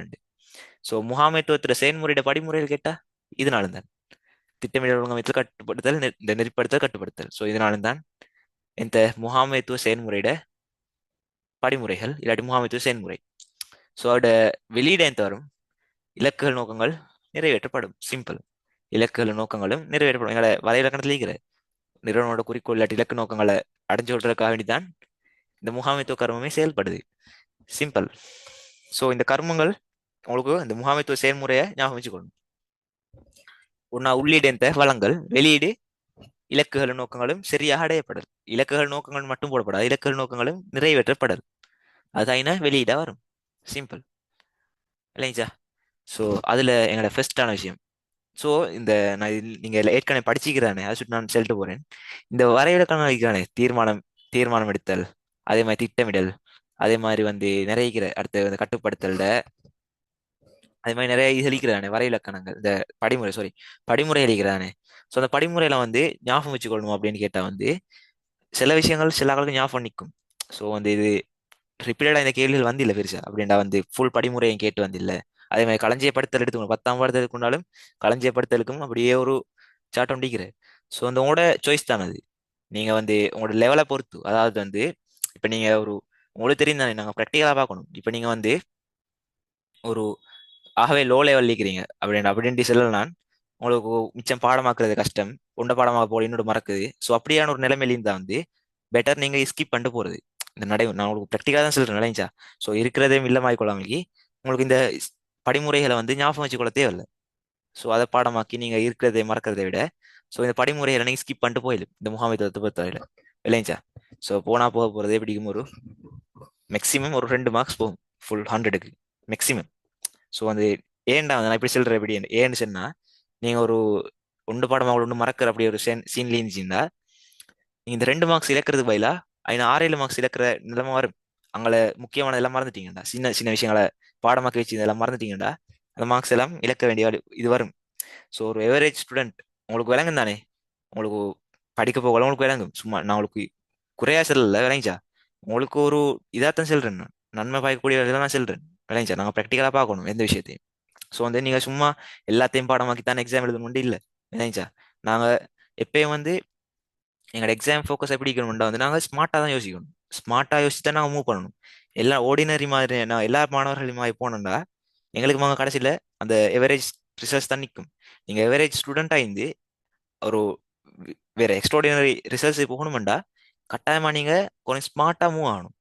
கடைசி கட்டத்தில் இந்த தியரியை படித்து பாடமாகி பாடமாகி நீக்காம ஸ்மார்ட்டா எதை பாடமாக்கணும் எதை படிக்கணும்ன்றி நீங்க ஒன்றா விளங்கிக்கணும். எந்த விஷயம் எனக்கு நல்லா இன்ட்ரெஸ்ட் ஆகிக்குது. சில ஆளுக்கு வந்து ஹெச்ஆர் மேனேஜ்மெண்ட் மனித முகாமைத்துவம் இன்ட்ரெஸ்ட் ஆகிக்கும். அதே மாதிரி சில ஆளுக்கு வந்து இந்த செயற்பாட்டு முகாமைத்துவம் இன்ட்ரெஸ்ட் ஆகிக்கும். சில ஆளுக்கு அந்த வங்கி பாடங்கள் பணங்கள் சம்மந்தப்பட்ட படிக்க போகல இன்ட்ரெஸ்ட் ஆகிக்கும். ஸோ அந்த இன்ட்ரெஸ்டான பாடத்தை கொஞ்சம் ஊண்டி படிங்க. இன்ட்ரெஸ்டாக படிச்சா வந்து உங்களுக்கு பாட்டு உள்ள அவங்கள செலக்ட் பண்ணிடு விளைஞ்சா. ஸோ அந்த டைம் உங்களுக்கு ஸ்கோர் பண்ணிடுது மார்க்ஸ்களை. ஸோ அதான் சொல்றேன், உங்களுக்கு இன்ட்ரெஸ்டான படத்தை கட்டாயம் நல்லா இன்ட்ரெஸ்டா படிங்க. அதே மாதிரி அடுத்த படத்துல விட்டுறாங்க சரியா. அதான் சொல்றேன், கடைசி கட்டத்துல நிறைய பேர் பிஎஸ் எடுத்து தடம் மாறுற. அதனால தான் நான் இப்பவே சொல்றேன், நீங்க படிக்கிற மெத்தடை ஸ்மார்ட்டா படிங்க. உங்களுக்கு விளங்கணும். நீங்க ஒரு டைம் எடுத்து ஒரு 2 ஹவர்ஸ் ஸ்பெண்ட் பண்ணி எதை எதை படிக்கணும் எதை எதை நாங்கள் சூஸ் பண்ண போகிறோம் இருந்து இப்போ ஒரு முடிவு எடுத்து இப்போ எதுவும் செய்யலும் விளைஞ்சா. கணக்கா செய்யலும் 3 மடத்தை பேலன்ஸ் பண்ணி படிங்க. அவ்வளோ எங்களுக்கு செல்லலும். ஸோ வந்து இதோட வரைவிலக்கணம் அதெல்லாம் தெரியும் தானே. இப்போ பிரச்சனை அப்படின்னா இந்த தற்போதைய நிலைமைக்கும் முந்தைய நிலைமைக்கும் இருக்கிற வேறுபாடு சரியா. நான் யோசிச்சது உண்டு நடக்காட்டி அதுதான் பிரச்சனை ஆயினேன் விளைஞ்சா. நான் நினைச்ச மாதிரி ஒரு விஷயம் நடக்காட்டி அது பிரச்சனை ஆயிரும் ஆயினேன் விளைஞ்சா. ஆ அதுதான் பிரச்சனைன்னு சொல்றது. அப்ப அதே மாதிரி தீர்மானம் தீர்மானம் வேண்டா வந்து மாற்று முறைகள்ல ஒரு பொருத்தம் அப்படின்னா வந்து ஒரு பிரச்சனை ஒன்று வந்தா அதுக்கு நிறைய சொல்யூஷன் நீக்கும் சரியா. அந்த சொல்யூஷன்ல ஒன்று நாங்க சூஸ் பண்ணி ஒரு தீர்வுகள்ல ஒன்றை சூஸ் பண்ணி நீங்க அதை நடைமுறைப்படுத்துறது தான் தீர்மானம் எடுத்துன்னு சொல்றது. விளைஞ்சா, அது தெரிவு செய்யறது தான் தீர்மானம். அது தெரிவு செஞ்சு நடைமுறைப்படுத்துறது தான் இந்த தீர்மானம் எடுத்தல். ஸோ ரெண்டும் கிட்டத்தட்ட ஒன்று தான். நீங்க அதெல்லாம் போட்டு குழப்பங்கள் தேவையில்ல. தீர்மானம் எடுத்தல் ரெண்டே சிம்பிளா ஞாபகம் வச்சுக்கோங்க. பிரச்சனைடா வந்து நினைச்சது நடக்காது அப்படின்னா உத்தேச நிலைமைக்கும் தற்போதைய நிலைமைக்கும் இடையில இருக்கிற வேறுபாடு தான் பிரச்சனை. ஸோ உதாரணத்துக்கு சொல்ல போனா கருப்பு படம் வந்து நேத்து வர வேண்டியது எந்த ஒரு ஃபைனான்ஷியல் இஷ்யூ அதனால இன்றைக்கு ரிலீஸ் ஆயிடுச்சு. ஸோ அது ஒரு பிரச்சனை. அவங்க நினைச்சது நேத்து ரிலீஸ் பண்ணணும் அது இன்றைக்கு தான் ரிலீஸ் ஆயிடுச்சு. அது ஒரு பிரச்சனை விளைஞ்சா. அவன் நினைச்சதை நடக்காட்டி அது பிரச்சனையை தான் மாறும் விளைஞ்சா. அது மாதிரி தான். ஸோ அப்ப தீர்மானம் தீர்மானம் எடுக்கிற இந்த அந்த அதுக்கு ஒரு சொல்யூஷன் நீக்கும். அந்த படத்தை இன்றைக்கு ரிலீஸ் பண்ணணும் அந்த அவங்களுக்கு வந்து ஃபைனான்ஷியல் இஷ்யூ உண்டு அப்படின்னா நிதி பிரச்சனை உண்டு. அதனால வந்து அந்த படத்தை இன்றைக்கு ரிலீஸ் பண்ணும் அப்படின்னு எடுத்த தீர்மானம் தான் அந்த தீர்மானம் எடுத்தனா சொல்றது. அது சிம்பிள் தானே. ஸோ அதெல்லாம் டீப்பா நாங்கள் இதாக தேவையில்ல. அடுத்த விஷயம் தான் தீர்மானம் எடுத்தல் படிமுறை. நிறைய பேருக்கு இது பாடமாயிக்கும் விளைஞ்சா. இதை நிறைய பேருக்கு பாடமாயிக்கும். பாடம் இல்லாத அவ்வளோ இட்ஸ் ஓகே, அவ்வளோ பெரிய இது ஒன்று இல்லை இது சரியா. உங்களுக்கு ஞாபகம் இருந்துச்சுன்னா இதா கேளு. ஒன்னா இந்த பிரச்சனை இனம் காணணும், அதை பகுப்பாய்வு செய்யணும். இது ரெண்டையும் சேர்த்து எழுதியல் சரியா. நிறைய பேர் இது சேர்க்கிறேன்னு சொல்ற இது சேர்த்து எழுதி எல்லாம் சேர்த்து எழுதியும் மார்க்ஸ் கொடுத்திக்கிறாங்க. ஸோ அதனால பிரச்சனை ஒன்று எழுது. ஸோ பிரச்சனையை தெளிவா பிரச்சனை இனம் கண்டு பகுப்பாய்வு செய்தல் அப்படி எழுதிட்டா சரி ஒன் வேர்ட்ல. அதே மாதிரி மாற்றுத் தீர்வுகளை கட்டி எழுப்புதல், அப்புறம் அதில் மதிப்பீடு செய்தல், அதில் ஒன்று தெரிவு செய்கிற அதை நடைமுறைப்படுத்தி ஆ அதில் மதிப்பீடும் பின்னூட்டலும் அப்படின்னா வந்து அதை அனலைஸ் பண்ணி பார்க்குற வார அவுட்புட்டை அதுலேருந்து வார பதிலை வெளியிட்ட நாங்கள் மதிப்பீடு செய்கிறேன். அவ்வளோதான் அதோட 8 ஸ்டெப் பண்ணிக்கிறேன் சரியா. ஸோ இது உங்களுக்கு பாடமாக்கி இந்த நல்ல இப்போ ஏதாச்சும் பாடமாக்க தேவையில்ல. உங்களுக்கு அப்படி பாடமாக்குற ஸ்டூடெண்ட் ஆயிருந்தா நீங்க இதை ஒரு A4 ஷீட் எடுங்க சரியா. ஒரு A4 ஷீட் எடுத்து அதை நாலா மடிங்க. ஒரு ஹொரிசன்டலா வச்சு இப்படி நேரா வச்சு ஒரு இந்த ஷேப்ல வச்சு அதை நாலா பிரிச்சு இங்கே வந்து இந்த தீர்மானம் எடுத்தல் படிமுறைகள், இங்கே திட்டமிடல் படிமுறைகள், இங்கே கட்டுப்படுத்தல் படிமுறைகள். ஸோ அப்படி போட்டு அந்த படிமுறைகள் எழுதிக்கோங்க. ஸோ உங்களுக்கு அது லாஸ்ட் டைம்ல பார்க்க போல ஈஸியாக பாடம் வைக்கிறேன் விளைஞ்சா. லாஸ்ட் வேணும்னா களஞ்சியப்படுத்தல் படிமுறைகளையும் இங்கே போட்டுக்கொள்ளுது. பாடம் மாறினது கேஸ் இல்லை. ஸோ உங்களுக்கு அப்படி நீங்க 10ஆம் பாடம் அந்த பாடங்கள் வாரதை பொறுத்து நீங்க அந்த கேள்வி பாட்டுல செய்யறீங்கன்னா வந்து ஸோ அது மாதிரி சூஸ் பண்ணி உங்களுக்கு படிக்கணும் இல்லைங்களா. சரி நீங்க எவரேஜ் ஸ்டூடெண்ட் இருந்தாலும் நீங்க எல்லா விஷயத்தையும் உங்களுக்கு அப்படி பாடமாக்கலாம் அப்படின்னா வந்து கட்டாயம் இதை எழுதி உங்களுக்கு பாடம் வைக்கும் சரியா. உங்களுக்கு அப்படி மறக்கிற மாதிரி சரி ஒரு கொஞ்சம் குழம்புற மாதிரிண்டா அதை அப்படியே ஸ்கிப் பண்ணிட்டு போங்க அவ்வளவுதான். சிம்பிள். ஸோ வந்து இந்த முகாமைத்துவ கருமங்கள் தான் இதுக்கப்புறம் அப்படியே வரப்போறது. எந்த தீர்மானம் திட்டமிடல், ஒழுங்கமைத்தல், நெறிப்படுத்தல், கட்டுப்படுத்தல், இது நாளை இந்த நாங்கள் இப்போ பார்க்க போறது மெயினாகவே இல்லைங்களா. அதை நாங்கள் நோமலா இது மெயினான விஷயம் தான். ஒரு இதோட பார்ப்போம். இப்போ வந்து வார கேள்வியெல்லாம் வந்து எப்படின்னா ஒரு இதோட வரும் கேஸ் ஸ்டடியோட நாங்கள் எவ்வளோதான் தியரியை மீட்டி மீட்டி இப்படி படித்தாலும் நீங்கள் அதை எக்ஸாம் பேப்பர் எடுத்து செய்கிறதால தான் உங்களுக்கு இதில் மார்க்ஸை ஸ்கோர் பண்ணிக்கொள்ளே இல்லை. நான் உங்களுக்கு வேண்டி ரிவிஷன் பண்ணுறதுக்காக வேண்டி தான் நார்மலாக பார்த்துட்டு போகிறது சரியா. ஸோ இந்த ரிவிஷனில் வந்து நீங்கள் பழையதெல்லாம் படிச்சதெல்லாம் கொஞ்சம் மண்டைக்கு வரும், மைண்டு வரும். ஸோ அதுக்கு தாண்டி தான் நாங்கள் ரிவிஷன் பண்ணுறது. அதோட வந்து பேப்பரில் தான் நாங்கள் மிச்சம் ஃபோக்கஸ் பண்ணணும் எப்படி எழுதுகிற மெத்தடால பார்க்கறதுக்கு. ஸோ அடுத்ததான் திட்டமிடல்.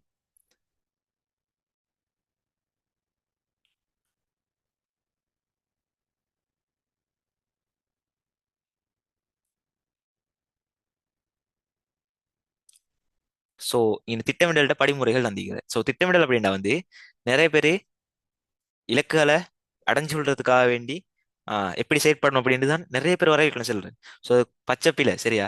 அப்படி எப்படின்னா பச்சை பிள்ளை இந்த என்ன வந்து இங்கே தான் குறிக்கோளை உருவாக்குற. திட்டமிடல தான் குறிக்கோளை உருவாக்குறது நிறுவனத்துல.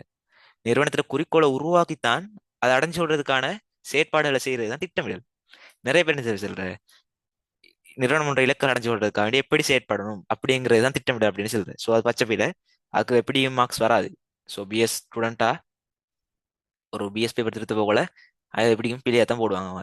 அது கொஞ்சம் அங்கே வாதாடையில இருக்கு இல்லைங்களா. அப்போ கட்டாயம் திட்டமிடல வர இலக்கணம் எழுத போகல வந்து நீங்க குறிக்கோளை உருவாக்கி அதை அடைஞ்சு விடுறதுக்கான செயற்பாடல் மேற்கொள்ளல் திட்டமிடல் அப்படின்றத நீங்க கட்டாயம் ஞாபகம் வச்சுக்கணும் விளைஞ்சா. அதுதான் என்ன மெயினான விஷயம். ஸோ அதுதான் என்ன மெயினான விஷயம். இதை நீங்க கட்டாயம் ஹைலைட் பண்ணி வச்சுக்கோங்க. குறிக்கோள்களை உருவாக்குதல், அவற்றை அடைந்து கொள்வதற்கு செயற்படல். அதை ஞாபகம் ஹைலைட் பண்ணி கூட சரி. ஸோ ஹைலைட் பண்ணி மட்டும் இது இல்லை, கடைசி கட்டத்தில் பார்த்துட்டு போறது தான் ஹைலைட் பண்றது இல்லைங்களா. ஹைலைட் பண்றத நோக்கம் தெரியாம ஹைலைட் பண்ணப்படாது. ஹைலைட் பண்றது நோக்கம் வந்து கடைசி கட்டத்தில் இதில் கட்டாயம் பார்க்கணும் அப்படிங்கிறது. சில ஆட்கள் புக்ட ஃபுல் பேஜையும் ஹைலைட் பண்ணி வச்சுப்பாங்க, பச்சை கலர்லையும் ரோஸ் கலர்லையும் மிகும். ஸோ ஹைலைட்டர் யூஸ் பண்றது வந்து மெயினான விஷயங்களை மட்டும் பார்த்து கொண்டது இல்லைங்களா. ஒரு பக்கத்துல ஒரு ரெண்டு மூணு இந்த இது இல்லை, பக்கமே ஹைலைட்டரா இருந்தா அது கஷ்டம் தான் இல்லைங்களா. ஸோ அடுத்த திட்டமிடல செயற்பாடுகள்.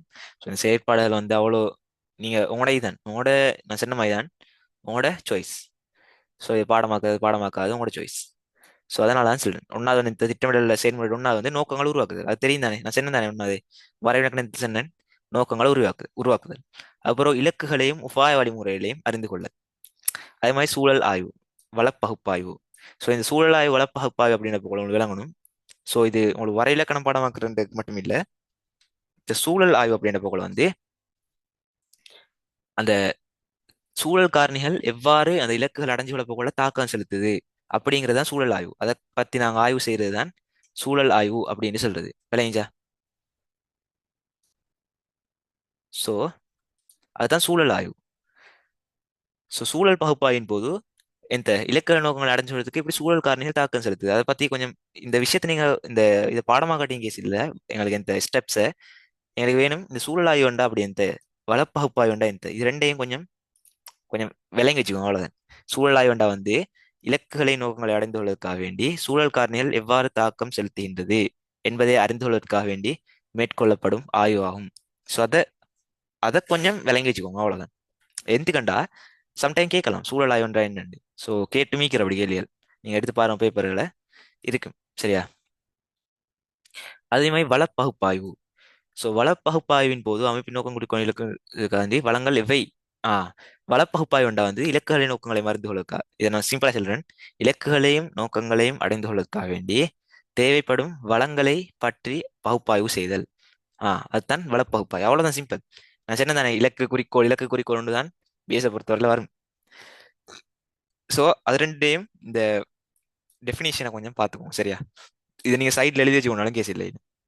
இந்த மாதிரி இடத்துல எழுதிட்டாண்டா உங்களுக்கு பார்க்கும்போது ஞாபகம் நிற்கும். எங்களுக்கு இதெல்லாம் தேவையில்லை, எங்களுக்கு மெயினான விஷயங்கள் தான் தேவை சரியா. ஆலிடே பகுப்பாய்வு பத்தி மீகிற. ஸோ ஆலிடே பகுப்பாய்வு வந்து அவ்வளோ இது ஒன்று இல்லை, அதை கொஞ்சம் பார்த்துக்கோங்க சரியா. எப்படின்னா எதிர்பார்ப்பினை அடைந்துள்ளதற்கு நிகழ்நிலை எவ்வளவு தூரம் தாக்கத்தினை ஏற்படுத்தும் என்பதை பத்தி ஆய்வு செய்தது. ஸோ ஆலிடே பகுப்பாய்வு சேர்த்திறன் இடைவெளி பகுப்பாய்வு. இதையும் கொஞ்சம் பார்த்துக்கோங்க. இதையும் சைடில் எழுதி கொண்டா ஷோர்ட்டா எழுதி கொண்டா சரி. எப்படின்னா இலக்குகளை நோக்கங்களையும் அடைந்து கொள்வதற்காக வேண்டி நிகழ்கால நிலைமை எவ்வாறு பாதிப்பினை ஏற்படுத்தும் என்பது பற்றிய ஆய்வு தான் ஆலிடை பகுப்பாய்வு. ஸோ உங்களுக்கு இது எழுதணும் அப்படின்னா வந்து ரெக்கார்டிங் போட்டதுக்கு அப்புறமா ரெக்கார்டிங் கொஞ்சம் நிப்பாட்டி எழுதுங்க. ஏன்னா டைம் போகும் தானே, மணியா வேஸ்ட் பண்ண தேவை எழுதுறதுக்கு. அதனால வந்து நாங்கள் அதை இதாகிட்டு போவோம். நீங்க வந்து ரெக்கார்டிங்கை பார்த்து எழுதிக்கோங்க சரியா. ஸோ தந்திரோபாய தீர்மானங்களை எடுத்தலும் திட்டமிடல் தயாரித்தலும் உபாய வழிமுறை நடைமுறைப்படுத்தல் வெற்றியினை அளவிடுதல் அல்லது கட்டுப்படுத்தல் சரியா. ஸோ இதுதான் அவட படிமுறைகள். படிமுறை நான் சொன்ன மாதிரி போல அப்படி எழுதி கொள்ள மேலும் அது உங்களோட இஷ்டம். உங்களுக்கு பாடமாக்க எப்படி ஈஸியோ அப்படியே எழுதி கொள்ளலாம். ஸோ இந்த 4 கர்மங்களை திட்டமிடல் கர்மம் கொஞ்சம் பெரிய கர்மம். ஸோ அதை கொஞ்சம் கட்டாயமா நாங்கள் ரிப்பீட்டாக பார்த்துக்கொள்ளணும் சரியா. அதனால வந்து திட்டமொண்டு திட்டமொன்றில் உள்ளடங்க வேண்டிய விஷயங்கள் இதுதான் எங்களுக்கு தேவையான விஷயம். இதெல்லாம் பற்றி கொஞ்சம் பார்க்கணும் சரியா. இதெல்லாம் பற்றியும் கொஞ்சம் பார்க்கணும் சரியா. ஸோ ரைட், நாங்கள் திட்டமிடலோட அடுத்தது வந்து ஒழுங்கமைத்தல்ல சரியா. ஒழுங்கமைத்தலிக்கிற அதுலேயே மெயினான விஷயங்கள் மட்டும் பார்ப்போம் சரியா. இந்த ஒழுங்கமைத்தல படிமுறைகள் ஸோ இந்த விஷயங்கள் எல்லாம் நீங்கள் வேணுமெண்டா எழுதி பாடம் வாங்கிக்கோங்க. அது உங்களோட இதுதான் சாய்ஸ் ரைட். ஸோ அதெல்லாம் பார்க்கணும். நான் லைட்டாக ஒரு ரிவ்யூ பார்த்துட்டு இருக்கிறேன். அதோட அடுத்த விஷயம் தான் நெறிப்படுத்தல். ஸோ இந்த ஒழுங்கமைத்தலிட வர இதுகள் மெயினான விஷயம். ஒழுங்கமைத்தல் என்ன கற்களிக்கிறதானே இந்த கட்டளையிட சங்கிலி, கட்டளை ஒருமைப்பாடு, கட்டுப்பாடு விசாலம். ஸோ இதையும் பற்றி நான் கொஞ்சம் டீப்பாக பார்க்கணும் விஷயம் சரியா. ஸோ நாங்கள் இந்த கிளாஸ்ல பார்க்கல போனால் அடுத்த கிளாஸ்ல சரி அதை கட்டாயம் பார்க்கணும் இல்லைங்களா. இதெல்லாம் தான் இப்போ கூட வைக்கல. இந்த கட்டுப்பாட்டு விசாலம் அப்படிங்கிறத பற்றி நாங்கள் கொஞ்சம் டீப்பாக பார்த்தே ஆகணும் சரியா. இந்த கட்டுப்பாடு விசாலம் பற்றி பெருசாக படிச்சு தரல. அதில் குறுகிய கட்டுப்பாட்டு விசாலம், பரந்த கட்டுப்பாட்டு விசாலம் அமைக்கிறேன். ஸோ அதெல்லாம் பார்க்கலாம். அதில் நெக்ஸ்ட் கிளாஸ் தான் எப்படி பார்க்கணும்னு நினைக்கிறேன். ஸோ அதை நெக்ஸ்ட் கிளாஸ்ல பார்ப்போம் சரியா. ஸோ அதோட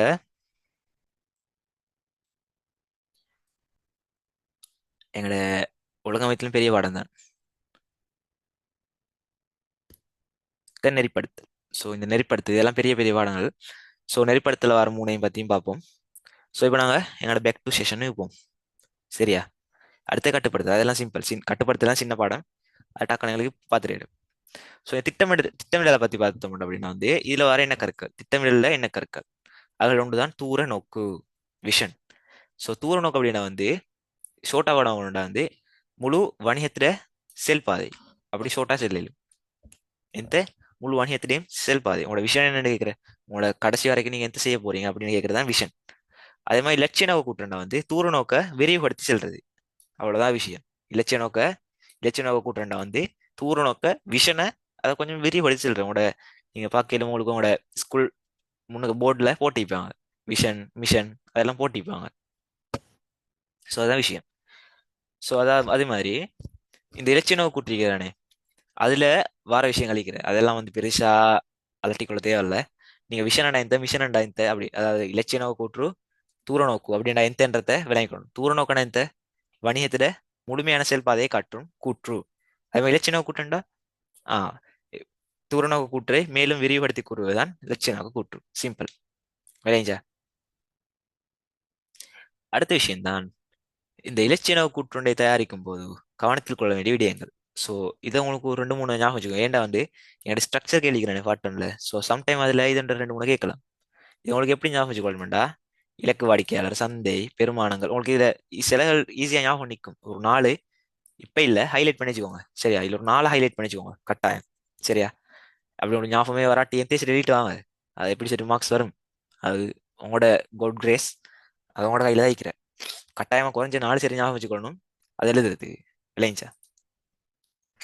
ஸோ அதை ஹைலைட் பண்ணி வச்சுக்கோங்க அவ்வளோதான். சரி உங்களோட கையில நோட்ஸ் வச்சுக்கொள்ள சொன்னா அதுக்கு தான் நோட்ஸ் படம் படிக்க போகல.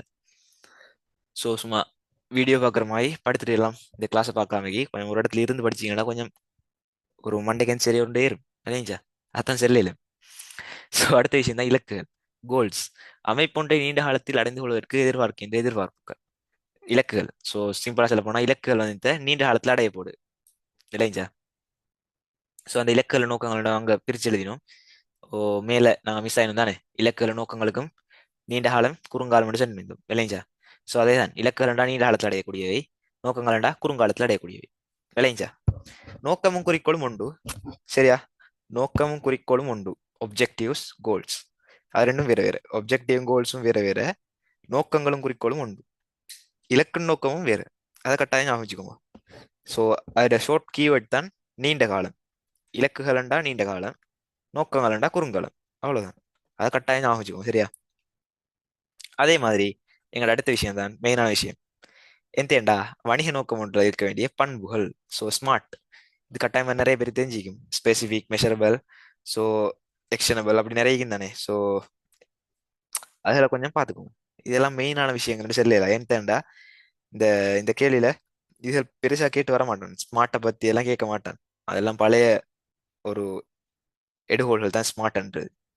ஸோ ஸ்மார்ட் எல்லாம் வந்து மிச்சங்காலம் வந்து ஸோ அதெந்த மனிதன நோக்கத்தில் இருக்க வேண்டிய பண்புகள். பண்புகளுக்கு எந்த தெரியும், குறிப்பானதாய்க்கணும், அளவிடக்கூடியதாய்க்கணும், அடைஞ்சு கொள்ளக்கூடியதாய்க்கணும், உண்மை நிலையாக்கணும். அப்படி நினைத்து செல்ல வரண்டா நீங்க ஒரு நோக்கம் ஒன்று உருவாக்குங்க தானே. இப்ப நீங்க ஒரு நோக்கம் வேண்டிக்கணும் இந்த சின்னத்துலயே சின்னத்துல உங்களுக்கு இருந்தீங்க இந்த நான் பைலட் ஆகணும், டீச்சர் ஆகணும் அப்படின்னு.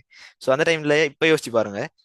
இப்ப யோசிச்சு பாருங்க, உங்களுக்கு ஏழுமா நீங்க வேற ஒரு துறையில வந்து நீங்க சின்னத்துல யோசிச்சதுண்டு இப்ப யோசிச்சதுண்டு சில ஆட்களுக்கு சேம் ஆயிக்கும், சில ஆளுக்கு மாறுபடும்.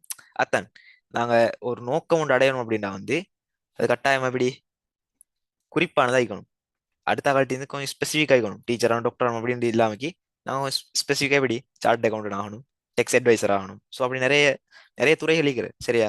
உங்களுக்கு அப்படி என்ன சரி இதில் இருந்துச்சுன்னா கட்டாயம் கேளுங்க, நான் உங்களுக்கு டவுட்ஸ் எல்லாம் கிளியர் பண்ணிட்டு உங்களுக்கு செய்யக்கூடிய டிப்ளமாஸ் நிறைய இருக்கிறேன். ஸோ அந்த விஷயங்கள் புதிய புதிய காமர்ஸ்லேயே நிறைய துறைகள் இருக்கிற, ஃபொரன்சிக் அக்கௌண்டிங் அப்படியெல்லாம் நிறைய விஷயங்கள் வந்துக்கிற. ஸோ மேனேஜ்மெண்ட் சைடுக்கு எல்லாருமே போறதால அந்த நிறைய புதிய விஷயங்களை ஒருத்தரும் எக்ஸ்ப்ளோர் பண்ணி பார்க்கறதில்ல இல்லைங்க சார். அதில் டிமாண்டு மீக்கிற. ஆனால் சரி இல்லையா அந்த வளமை அந்த மேனேஜ்மெண்ட் சைட்லேயே பேத்து பேத்து பேத்து அக்கௌண்டிங் டிகிரி ஃபைனான்ஸ் டிகிரி அதுக்கே போகிறது மெயினான அடுத்த விஷயங்களை கொஞ்சம் ஃபோக்கஸ் பண்ணி பார்க்கறதில்ல இல்லைங்க சார். இது நடக்கிற. ஸோ அதனால எங்களோட நோக்கம் உண்டிக்கணும். இந்த நோக்கம் எப்படி இருக்கணும்டா குறிப்பானதாக இருக்கணும் எங்களோட நோக்கம். அதே மாதிரி அளவிடக்கூடியதாக இருக்கணும், அதே மாதிரி அடைந்து கொள்ளக்கூடியதாக இருக்கணும். எங்களோட நோக்கம் எப்படி எங்களுக்கு அதை அடைஞ்சு கொள்ளக்கூடிய சக்தி இருக்கணும். அதான் செல்ல வருது. அதே மாதிரி ஒரு ரியலிஸ்டிக்காக இருக்கணும் இல்லைங்க சார். ரியலிஸ்டிக்காக இருக்கணும். எங்கள் நடைமுறையோட பொருந்தணும் அவ்வளவுதான். எங்கள் நாட்டு ஜனாதிபதி ஆகணும்னு சொன்னா கனவுண்டிந்தா நோக்கமாய்ந்தா சில ஆக்கள் கேளுமாகும், அது எங்களுக்கு செல்லல கோட் கிரேஸ். ஸோ அது கொஞ்சம் ரியலிஸ்டிக் ஆகிக்கணும், எங்களுக்கு நடைமுறையில் அடைஞ்சு கொள்ளக்கூடியதாக இருக்கணும் இல்லைங்களா. அதான் நோக்கம் வேண்டாம். அதே மாதிரி ஒரு கால வரையறைக்குள்ள அடைஞ்சு கொள்ளக்கூடியதாக இருக்கணும் சரியா. 40-50 வருஷம் இல்லாமக்கி ஒரு குறைஞ்ச காலத்துக்குள்ள அடைஞ்சு கொள்ளக்கூடியதாக இருக்கணும். அதான் நோக்கத்தின் பண்புகள். ஸோ இதில் கொஞ்சம் லைட்டாக மைண்டில் போட்டு வச்சுக்கோங்க இல்லைங்க. ஸ்மார்ட்டாக ஞாபகம் வச்சுக்கோங்க, அவங்களுக்கு ஈஸியாக எழுது. சில ஆளுக்கு ஸ்மார்ட்டான தெரியும், அதில் வர இப்படி இங்கிலீஷ்ல விலைக்கு எழுத கஷ்டமாகும். நான் நிறைய பேர் ஈக்கிறதான். ஸோ அது கேஸ் இல்லை, ஸ்மார்ட்டான சரி எழுதிட்டு வாங்க அடிச்சு ஒரு மார்க்ஸ் சரி ஓட மாட்டானா. அது அது அப்படித்தான் திருத்திராக்களோட மைண்ட் செட்டை பொறுத்து. ரைட். ஸோ நாங்கள் இந்த திட்டமிடல்கிட்ட என்ன கருக்களை மட்டும் பார்த்துட்டு இந்த கிளாஸை முடிப்போம் சரியா. ஒரே கிளாஸ்ல 12ஆம் பாடத்தை முடிச்சா வேர்ல்ட் ரெக்கார்ட் ஆயிரும். அதனால நாங்கள் அப்படியே இதா திட்டமிடல் இதோட இதை இந்த கிளாஸை முடிப்போம். ரைட். ஸோ இன்னும் 5 to 10 minutes தைக்கிற. ஸோ அதனோட கிளாஸை முடிப்போம். டன். ஸோ அடுத்த விஷயம் தான் கொள்கைகள். ஸோ இதெல்லாம் பாடமாக்கணும் அப்படிங்கிறது இல்லை. லாஸ்ட் டைம்ல உங்களுக்கு எக்ஸாம் போகல இதில் இப்படி தான் நீங்க உங்களுக்கு இதை பாடமாக்கணும் விளங்கிக்கணும் அப்படின்றா வந்து சிம்பிள். ஒரு தாளம் நடுங்க, திட்டமிடல் நோக்கங்களை போடும். ஒன்றாவது இந்த இலக்கு. ஸோ சாரி, ஒன்றாவது இருக்கிற இந்த தூர நோக்கு, இலட்சிய நோக்கு, இலக்கு, அதே மாதிரி நோக்கம், அதே மாதிரி வந்து நான் லாஸ்டா பார்த்த கொள்கைகள், உபாய வழிமுறைகள் அதெல்லாம் போடுங்க. போட்டு அதுக்கெல்லாம் கீவேர்டு முடிக்கும் தானே. தூர நோக்கம்னா இந்த முழுமையான செல்வாதை, இலட்சிய நோக்கண்டா தூர நோக்கை விரிவுபடுத்தல், அதே மாதிரி வந்து இலக்கண்டா நீண்ட காலம், நோக்கமண்டா குறுங்காலம். அதே மாதிரி அது எல்லாத்துக்கும் அந்த கீவேர்டு எழுதிட்டீங்கன்னா உங்களுக்கு டக்குன்னு கிளிக் ஆகும் மைண்ட்ல. நீங்க அடிக்குற படிக்கிறதே தானே. ஸோ அப்ப உங்களுக்கு லாஸ்ட் டைம்ல பார்க்க போகல டக்குன்னு கிளிக் ஆயிரும். அப்படித்தான் பாடமாக்கணும் பிஎஸ்ஐ பொறுத்தவரையில இல்லைங்களா. அதே மாதிரி எல்லா சொற் மெயினான சொற்கள், எல்லா சொற்களும் இல்லை மெயினான சொற்களை வந்து அப்படி எழுதி அதோட கீவேர்டை மட்டும் ஞாபகம் வச்சுக்கொண்டா உங்களுக்கு ஈஸியா கிளிக் ஆகும் இல்லைங்களா. ஸ்லாக சொல்ற கீவேர்ட் மட்டும் தான் ஞாபகம் வைக்கி முழு வரை இருக்கணும் வாய்க்கு வரலன்னு. அதுக்கு வந்து கீவேர்டை மட்டும் எழுதிட்டு போகக்கூடாது. நீங்க இந்த டைம்ல சும்மா இருக்கிற டைம்ல இந்த படிக்க போகல அந்த கீவேர்டோட சேர்த்து வாசிச்சு பழகணும். நீண்ட காலத்தில் அடைந்து வரக்கூடிய எதிர்பார்ப்புகள், இல்லாட்டி நீண்ட காலத்தில் அடைய எதிர்பார்க்கின்ற எதிர்பார்ப்பு, அது மாத்தி மாத்தி எழுதணும் உங்களுக்கு. அந்த இலக்கணத்தின் தெரியும் தானே. அப்படி நினைத்துன்னு தெரிஞ்சா உங்களுக்கு அதை எழுதிடும் அவ்வளவுதான். உங்களோட பாணியில் எழுதினா அவ்வளவுதான் விஷயம். அவன் வந்து அங்க எழுத்து பிழை எல்லாம் பார்க்க போறல, உங்களோட பாணியில் ஈக்கணும் சரியா, விஷயம் ஈக்கணும் அவ்வளவுதான். அடுத்ததுதான் கொள்கைகள். பாருங்க, கர்ம மாற்றம் வேண்டிய முறை. இதுதான் இணை ஹைலைட்டான வேர்ட், கர்ம மாற்ற வேண்டிய முறை. இதை ஞாபகம் வச்சுக்கணும். இப்ப இப்படித்தான் இதில் வந்து உங்களுக்கு வர இலக்கணமே கேட்டு வரேன்னு சொல்லல. பார்ட் ஒன்ல வந்து இணைச்சேக்கு வரையிடும் நிறைய கீழ் வந்திக்கிறதானே நாங்க பார்த்தோம். ஸோ கொள்கைகளண்டா இணைச்சு வரும். உங்களுக்கு அந்த கீவேர்ட் தெரிஞ்சா இதுதான் இது இணைச்சுட்டு போயிடும். மார்க்ஸ் ஈஸியா கிராப் பண்ணி எடுத்துரு விளங்கிச்சா. அதுதான் விஷயம். அதுதான் அப்படி கீவேர்டுல பாடமாக சொல்றது. Oh my god. Right. So அப்படித்தான் கொள்கைகள் கீவேர்டு கர்ம மாற்ற வேண்டிய முறை. இலக்குகள் நோக்கங்கள் அடைஞ்சு சொல்றதுக்காக வேண்டி கர்மம் மாற்ற வேண்டிய முறை. சிம்பிளா சொல்ல போனா. அடுத்த உபாய மொழி முறை இரண்டாவது எத்தண்டா இலக்குகளை நோக்கங்களை அடைந்து கொள்வதற்காக வேண்டி என்ன செய்ய வேண்டும். ஸோ இதான் இருக்கிற ஹைலைட்டான கீவேர்ட். அந்த நோக்கங்கள் அடைஞ்சு கொள்வதற்காக வேண்டி என்ன செய்யணும், அதான் உபாய வழிமுறை, ஸ்ட்ராட்டஜிக்ஸ். சரியா? அதே மாதிரி நடைமுறைகள். நடைமுறைகள்டா படிமுறைகளின் தொகுதி. நான் எல்லாத்தையும் கீவேர்டை சொல்லிட்டு போறேன். சரியா? படிமுறைகளோட தொகுதி. நாங்க ஒரு வேலை எடுத்தா அதுக்கு ஒரு ப்ரொசீஜர் இருக்கு. இப்போ ஒரு கேக் போடணும்னா அதுக்கு ஒரு ப்ரொசீஜர் இருக்கு. மா எடுக்கணும், மரிச்சணும், அதே மாதிரி இந்த பட்டர் எடுக்கணும், சீனியை நிறுத்த எடுக்கணும். அப்படி ஒவ்வொரு ப்ரொசீஜர் இருக்கு. கடைசி தான் மிக்ஸ் பண்ணி அதை எல்லாத்தையும் இதாக்கி பேக் பண்ணி எடுக்கணும். அதெல்லாம் ப்ரொசீஜர்லாம் செய்யணும். தெரிஞ்சா? மாவு போட்டு பேக் பண்றதுல அதான் சில படிமுறைகளோட தொகுதி. ஒவ்வொரு வேலை எடுத்து என்றாலும் ஒவ்வொரு இலக்கு நோக்கங்கள் ஒரு பணி எடுத்துக்கொண்டா அதுக்கு ஒரு படிமுறை இருக்கிறது. அதான் நடைமுறை. விளைஞ்சா? சிம்பிள். அடுத்தது சட்டதிட்டம் அப்படின்னா செய்யக்கூடியது செய்யக்கூடாது தொடர்பாக உறுதியாக தயாரிக்கப்பட்ட சுட்டி. ஸோ கீவேர்டு எந்தண்டா செய்யக்கூடியது செய்யக்கூடாது கட்டாயமா இது கேள்வி வரும். ஸோ நான் உங்களுக்கு இந்த நோட்ஸ் என்ன தெரியா, சட்டத்துக்கும் ஒழுக்கத்துக்குமான வித்தியாசம். ஸோ ஒரு பாஸ் பேப்பர் கேள்வி நான் உங்களுக்கு அடுத்த பேப்பர் கிளாஸ்ல உங்களுக்கு அதை நோட்ஸ் தரேன். சரியா? நோட்ஸ் இல்லாட்டி நீ குரூப்ல இல்லைன்னு தரலன்னு போட்டுருங்க. நான் இல்லாட்டி உங்களுக்கு அந்த நோட்ஸ் தரேன் அடுத்த கிளாஸ்ல. சட்டத்துக்கும் ஒழுக்கத்துக்கும் இடையிலான வித்தியாசம், இது கட்டாயம் நிறைவேற்றமா நிறைவேற்றப்படாது அப்படின்னு நோட்ஸ் சொல்லிக்கிறேன். அந்த நோட்ஸ் வரலாம் சம்டைம். சரியா? நான் எதையும் ப்ரிப்பேர் ஆகிக்கிறேன் நல்ல. ஸோ அடுத்ததான் நிகழ்ச்சி திட்டங்கள். இதுல ஹைலைட் ஆன விடம் தேண்டா குறித்த கர்மங்களை நிறைவேற்றுவதற்கு தேவையான வளங்களையும் அவற்றின் பயன்படுத்தும் முறை தொடர்பாகவும் துணை பகுதிகளாக வகைப்படுத்து. இந்த நிகழ்ச்சி ப்ரோக்ராம் பொதுவா ஒரு வேலையை செய்யறதுக்கான இந்த முறை அப்படித்தான் வச்சுக்கோங்க. சரியா? நிகழ்ச்சி திட்டம் எல்லாத்துமே தெரிஞ்சிட்டு வர இதெல்லாம் சும்மா ஒரு டச்சப்பு தந்திக்கிறேன். செயற்திட்டங்கள் இதெல்லாம் பெருசா கேள்விகள் வராது. விளங்கிச்சா? ஸோ அதனால நான் மெயினான விஷயங்களை தான் கொஞ்சம் டீப்பா சொல்லித்தரேன். அடுத்த விஷயங்களை கொஞ்சம் நார்மலாகி போகும். இந்த நிகழ்ச்சி திட்டங்கள் எல்லாம் அவ்வளோ பெருசாக தான் ப்ரோக்ராம் என்ன தெரியும் தானே. ஒரு இலக்கடைஞ்சு கொள்றதுக்காக வேண்டி அந்த கர்மங்களை வகை வகையா பிரிச்சு வச்சுக்கிறது, அதுதான் நிகழ்ச்சி திட்டம். சரியா? அடுத்த செயற்திட்டங்கள்னா ஒரு இந்த செயற்திட்டங்கள் விசேட பிரச்சனை. சரியா? இதான் கீவேர்ட். செயற்திட்டத்துல கீவேர்ட் விசேட பிரச்சனை அப்படின்னு வச்சுக்கோ. விசேடத்துவமான பிரச்சனை உண்டு, அதான் செயற்திட்டம். சரியா? ஸோ இப்படி நீங்க ஒவ்வொரு டைம் பிரிச்சு அதுக்கான கீவேர்டு ஞாபகம் வச்சுக்கொண்டா உங்களுக்கு பார்ட் ஒன்லயும் எழுதிடும், பார்ட் டூலையும் எழுதிடும். சம்டைம் இன்கேஸ் நிறைய பேர் இந்த கேள்வியை சூஸ் பண்ண மாட்டாங்க பார்ட் டூல. ஆனா அப்படி இருந்தாலும் இந்த கேள்வி எப்படி கேள்வி வருமாண்டா, இப்படி டீப்பா வராது, மேலோட்டமா தான் கேள்வி வரும். உங்களோட ப்ராக்டிக்கல் நாலேஜ் தான் கேள்வி வரும். ஸோ அதனால இந்த கேள்விகள் நாங்கள் செய்யணும். விளைஞ்சா? அதான் நீங்க வைக்கிற ஒரு மெயினான விஷயம். நிறைய பேர் இந்த இந்த எங்கட ஃபர்ஸ்ட் இயர் கேள்விகள் ஈஸின்னு நினைச்சிட்டு அது டீப்பா வரும். இல்லைங்களா? ஆனா இந்த செகண்ட் இயர்ல வர இந்த மேனேஜ்மெண்ட் கேள்வி எல்லாம் மேலோட்டமா தான் கேள்வி வரும்.